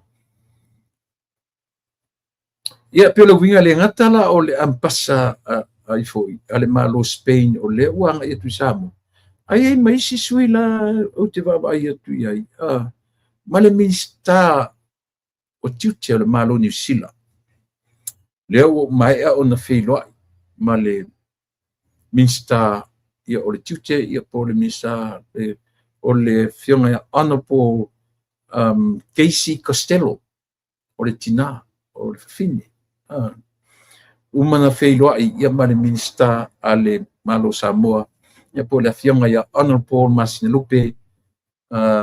Lupe Mokesi la o feutanga i le ngata tele be avi ai i le ngata fo ina mo meo special occasions ale malole tula i mai ai ia minsta mtanga duanga fai masui o ava no le lei ua nga solo tu ai pele tupu mo moni me fa peso le tatu o le nga solo atu sui o atu nuta itasi ia e ofo atu fisosoani matura uva pena ia ele ngata foi la o le ale fo atu umana feutanga i tala noa le minsta o le tiutia le malo New Zealand ma le minsta tatu e feofo iai mo meo tūlanga o le puipuia o ngā teifale e mise lava i le anga i atu o vaa i maisi atu e a afi atu ma la asia ia le o ngā sami o lo tātou atu e mise lava i mea tau whala au whasahinga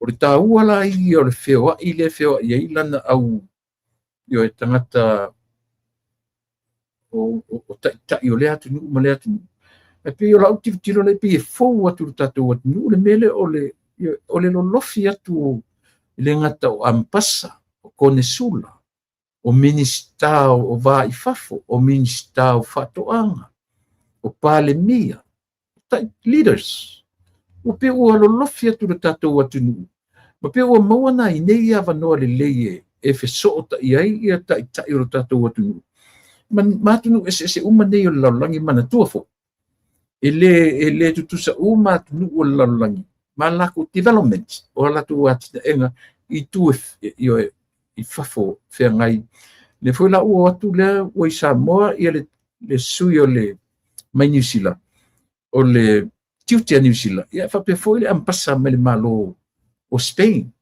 Sepania tasia manoa lelei Samoa ua tatolo ai le faitauina ma le amanaʻia e atunuu o le lalolagi ioe o le tatou o le sia tatou tamaʻi faiga malo o le aso na faatinoina ai i totonu o le usugafono a le e fakasā fonotele i malo ia pio nei na fai ai le sauniga faapitoa e faatofā atu ai ia le ekalesia aoao ia i latou ua maeʻa lo latou soifua tautua i totonu o le ekalesia i le la'asia o tausaga e pensione ai ioe o le tausaga pensione o le fasifulu o le fitu sefulu tausaga pensione e malōlō ai ia se auauna ua loa le tautua i totonu o le atunuu faapea la faatoʻā e tausinuu aʻe i lou ono sefulu ia na sefulu ana na tausaga e te auauna ai e fitu sefulu lola ia ona e pensione lola ia malōlō ona nei la sa fai ai le sauniga tele lenā i le aso ia vai atu it's a very emotional service isia ua vaai ai foʻi nai ekalesia ia i latou e sa fai mau latou taʻitaʻi tausaga o isi taʻitolu sefulu fasefulu tausaga o galulua i nuu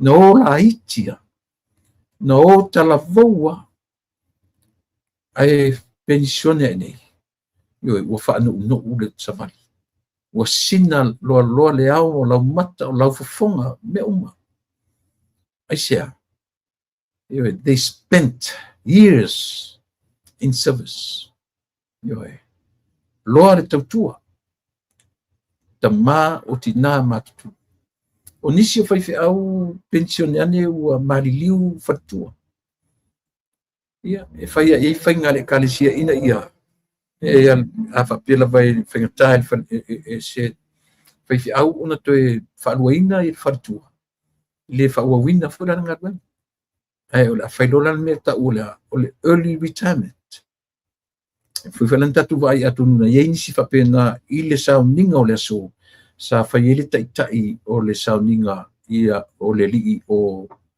le feoga le taʻitaʻifono ia e ne fatu le sā o ia na sa feagai ma le lauga o le upu manaia le upu tapena lelei le upu feagai lelei ma i latou sa latou feagai ma le feʻau faamavae o le aso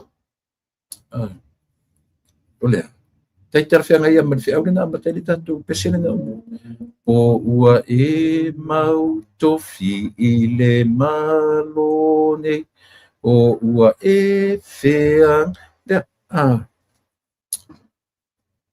pe sa taufaia galuega mulumulu vae i tausaga sa taua nai ia pe ua faanoanoa ma inai ekalesia manai a latou faifeʻau pele i tausaga e tele ioe tausaga lena teʻanei ia peina tatala i foi le feagaiga le tatala le feagaiga ua uma le pensione le matuu faifeʻau savai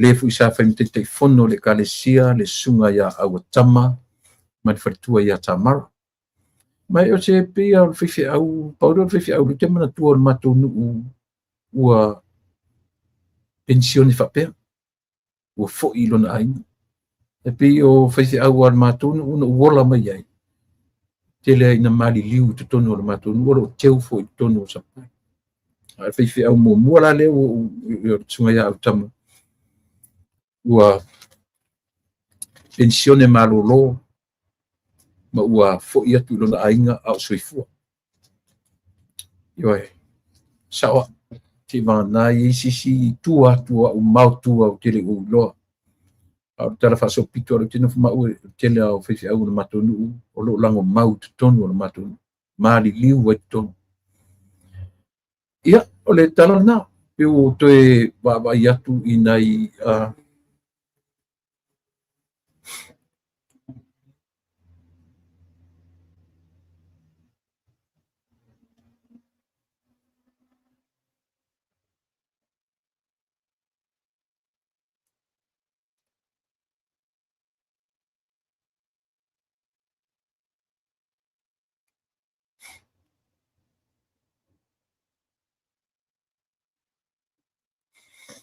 I tau vai atu le tatou malo, te vai atu le tatou paanga po tau mwhai mai, ioe. O loo tapena ia le,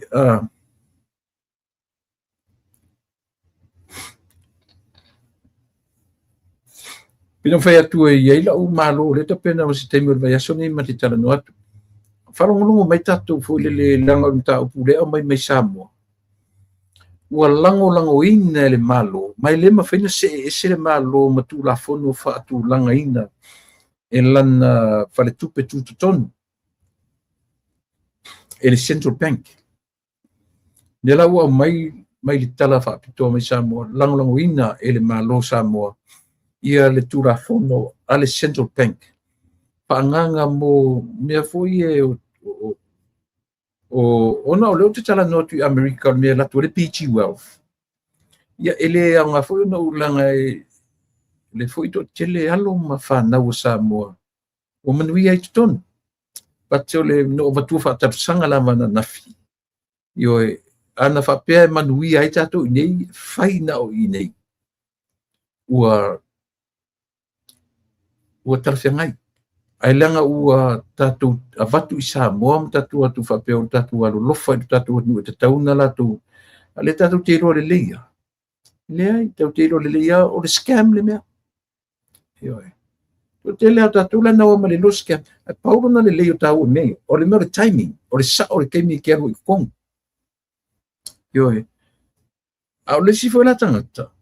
E sa o le teimi naru i tutonu. Au ava ai atua le tupu tele o le seleni. Na musurola ia le tala maitua. Ioe.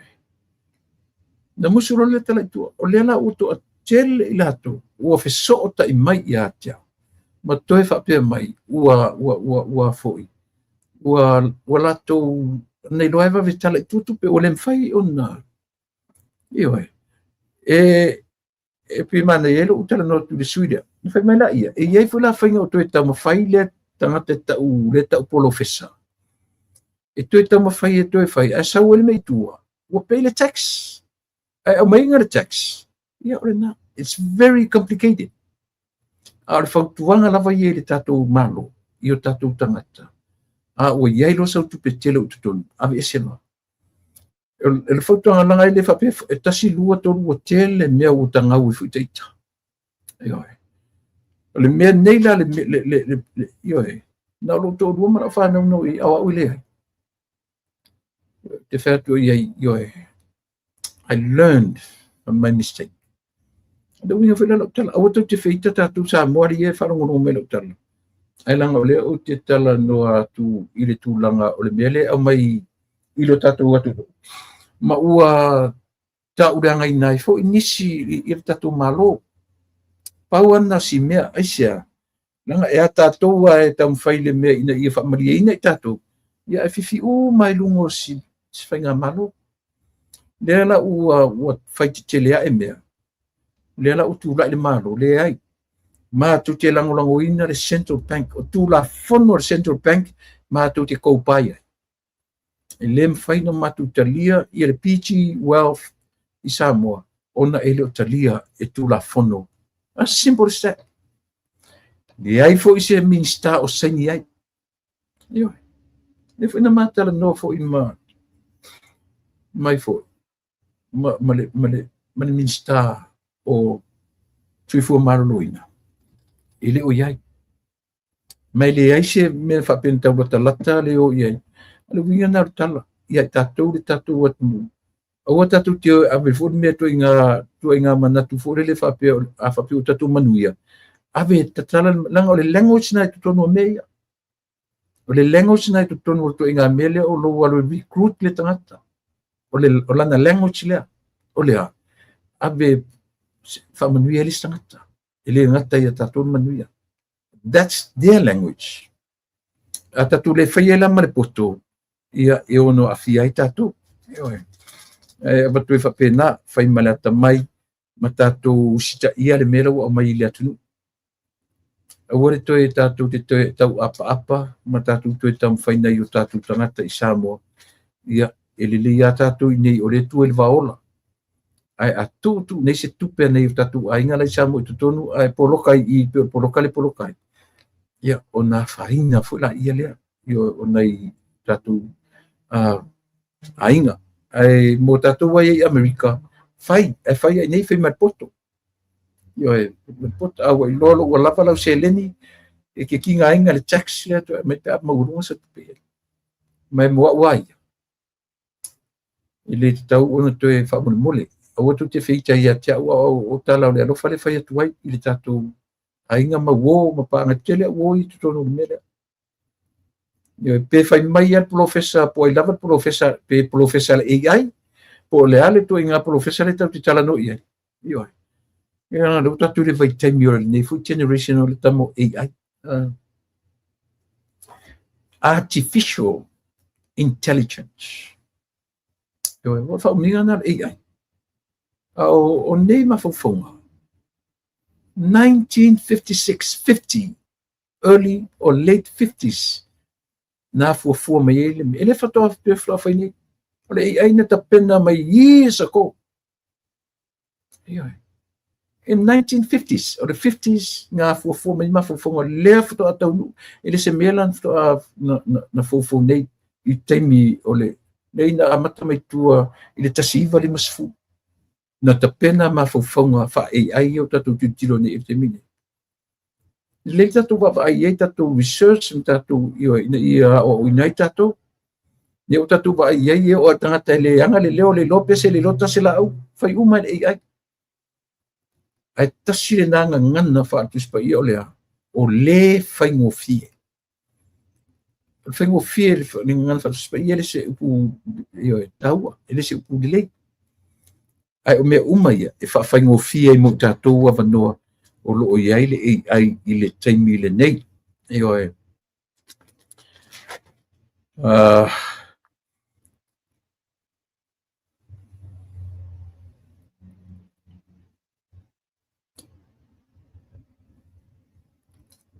maualunga tapenanga tatu sisingafua lia nga foi un tatu toe tele tatu tala ma toe tau fa matala le tatu talia le me o iai fai nga malo ma tapenanga o tatu fua ta oto ia va au tuila manua nei se me la tatu toe tala no iai le fo talia fai ngo fia ma talia le le malo I ma fo fonga fa va ta o malo ile fai tatu tau pulea ia tutua no a fo I ma tutua ngia malo tuila ia o no temio fa unga e tatu te respect fo ia vai tuila ia ma fo anga o le fai na lato avatu lato va ai lo tatu tam fai create ia ni fa le ton e ese ai ma atili fa punya le ese inga ile va o moto e lua na o manino a va ta ila tu manino tau mawhai le ko vana tutuila manua I au waa manu mawhianga ile avatua ele fiu ko vana fi au si ile valia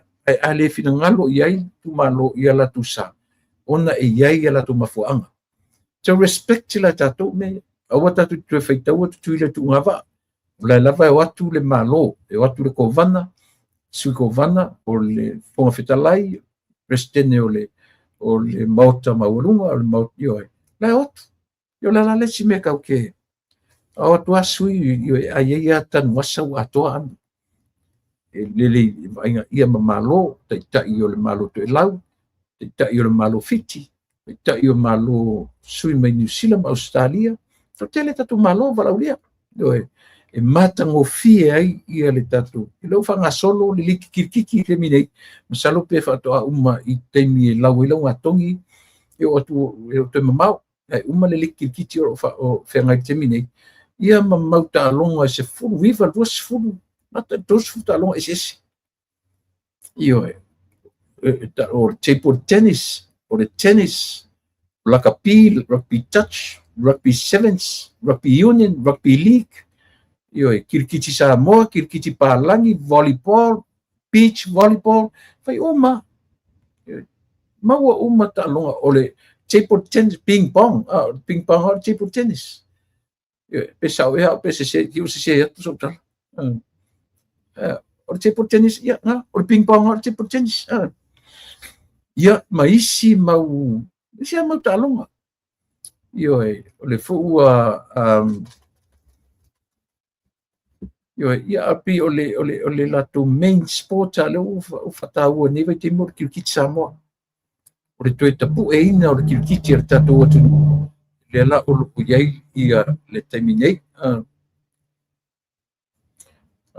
E le ngataina o boxing o mo meo le fui valaulia ia siampini o le lalolagi le tatou atu Joseph Parker o chai o petaia pe atalafeagai ma taimi ioe o tapenaga ia o le lii o i foʻi le goa o Ulberg le lii lea i tonu le afu le UFC o i lona igoa muamua Ulberg ua galo ia teaʻu lona igoa muamua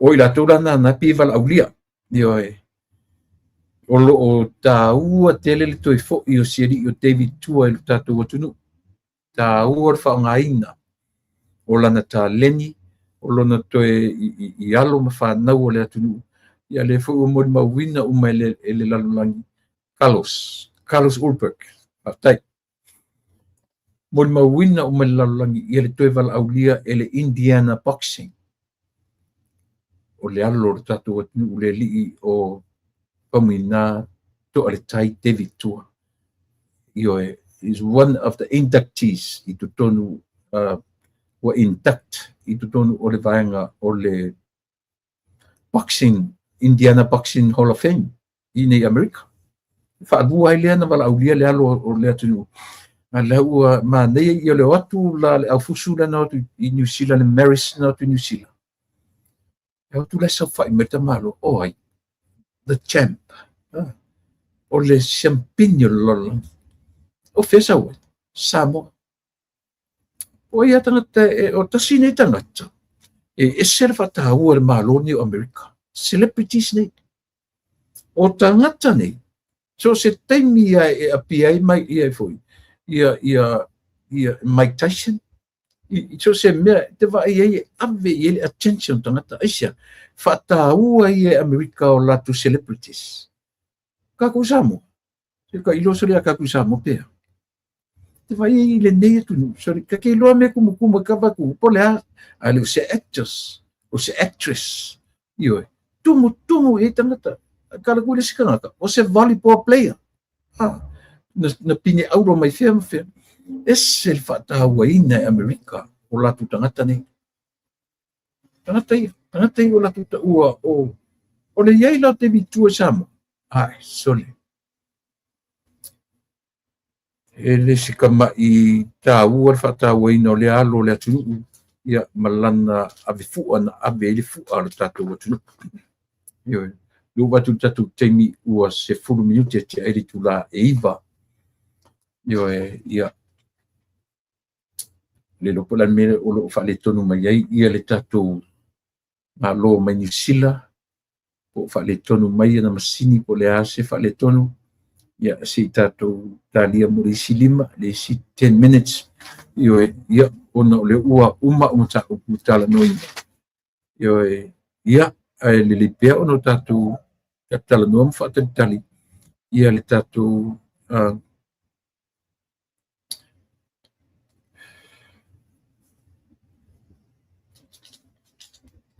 tau mawhai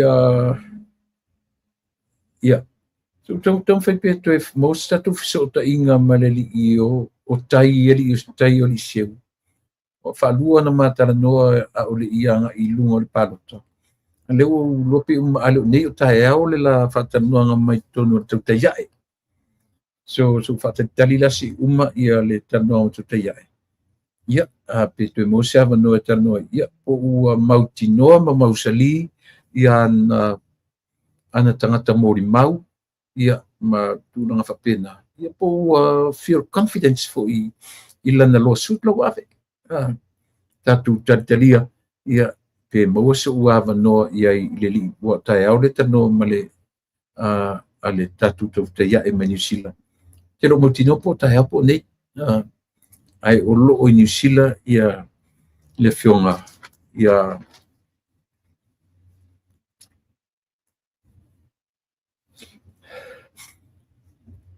Ia.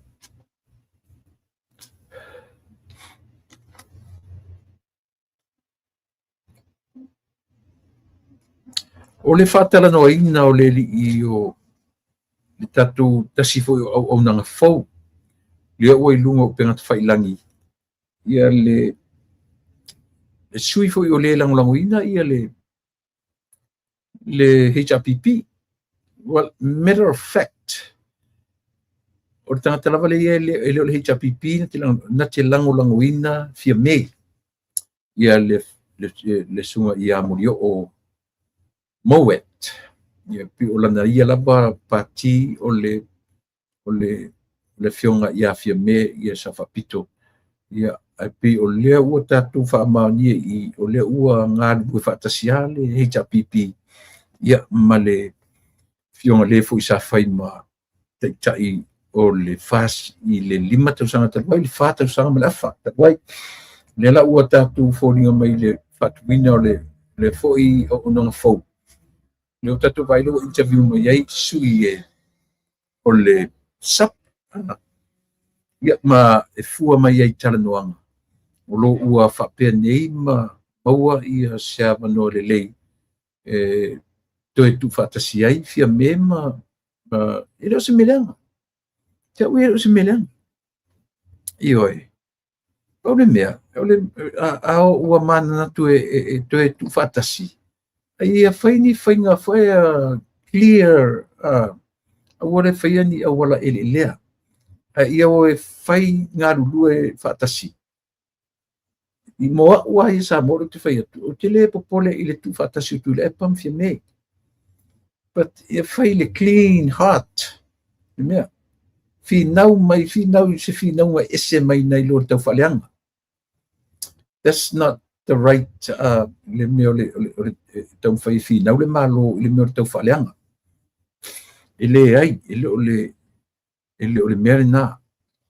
O nala na pa uru maulalo tu le epa ia ma lona le iloa le mea o lona attitude. Fea ngai ma le atunu. Nale te tatonu na pa uru maulalo e tu le epa. Wa vea lona maua ma lona umi le tofi. Wana le ke ai le atunu. Wana le iloa ai alofa i tangata. Wana whai ai ia sa moa peisa na mea totino.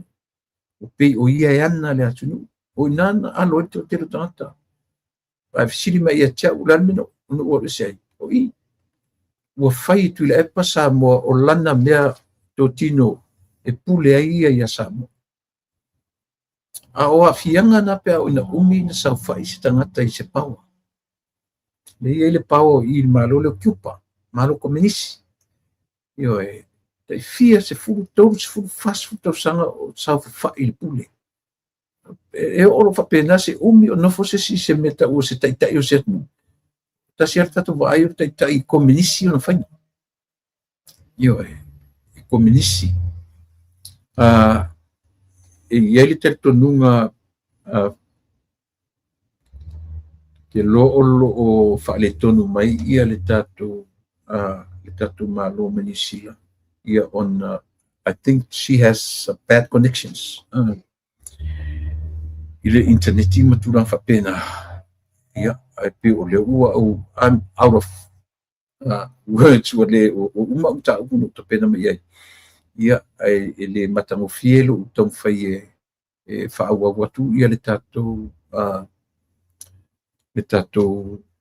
io le na pola lava tu inga upu tatou te whamtalai le toi fo i o tangata i le mena masani ai. Ia, tala nofo ia malea vai siari i o le atinu. O le tangata na tuli ese malei ta pipi.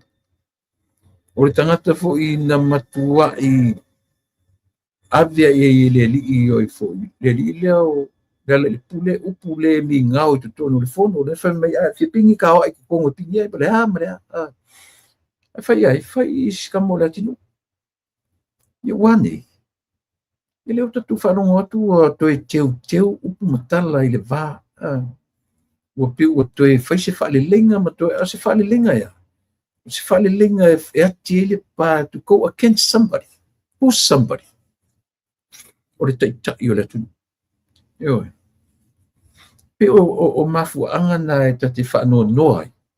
A whai whana o sau ia fia mela tum whai e toe maua se whasota inga martoina. O lua o tangata mātutua, o tai siri o sina o luao. Ioi.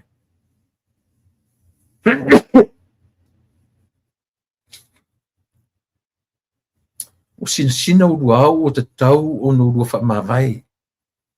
Ioi, o ni new blood, le la uli leo fto a ono se furu la uli al malito. O lua na o la talata na o ono pe ono fitu e fia me. Na o varu se furu le so ina. O matutua. Give la uli al malito a chance. Te tatu vai foi po le ani me e funga po ani ni funga mai le foi funga la au le foi la au. Ioi. Tu low le ioi.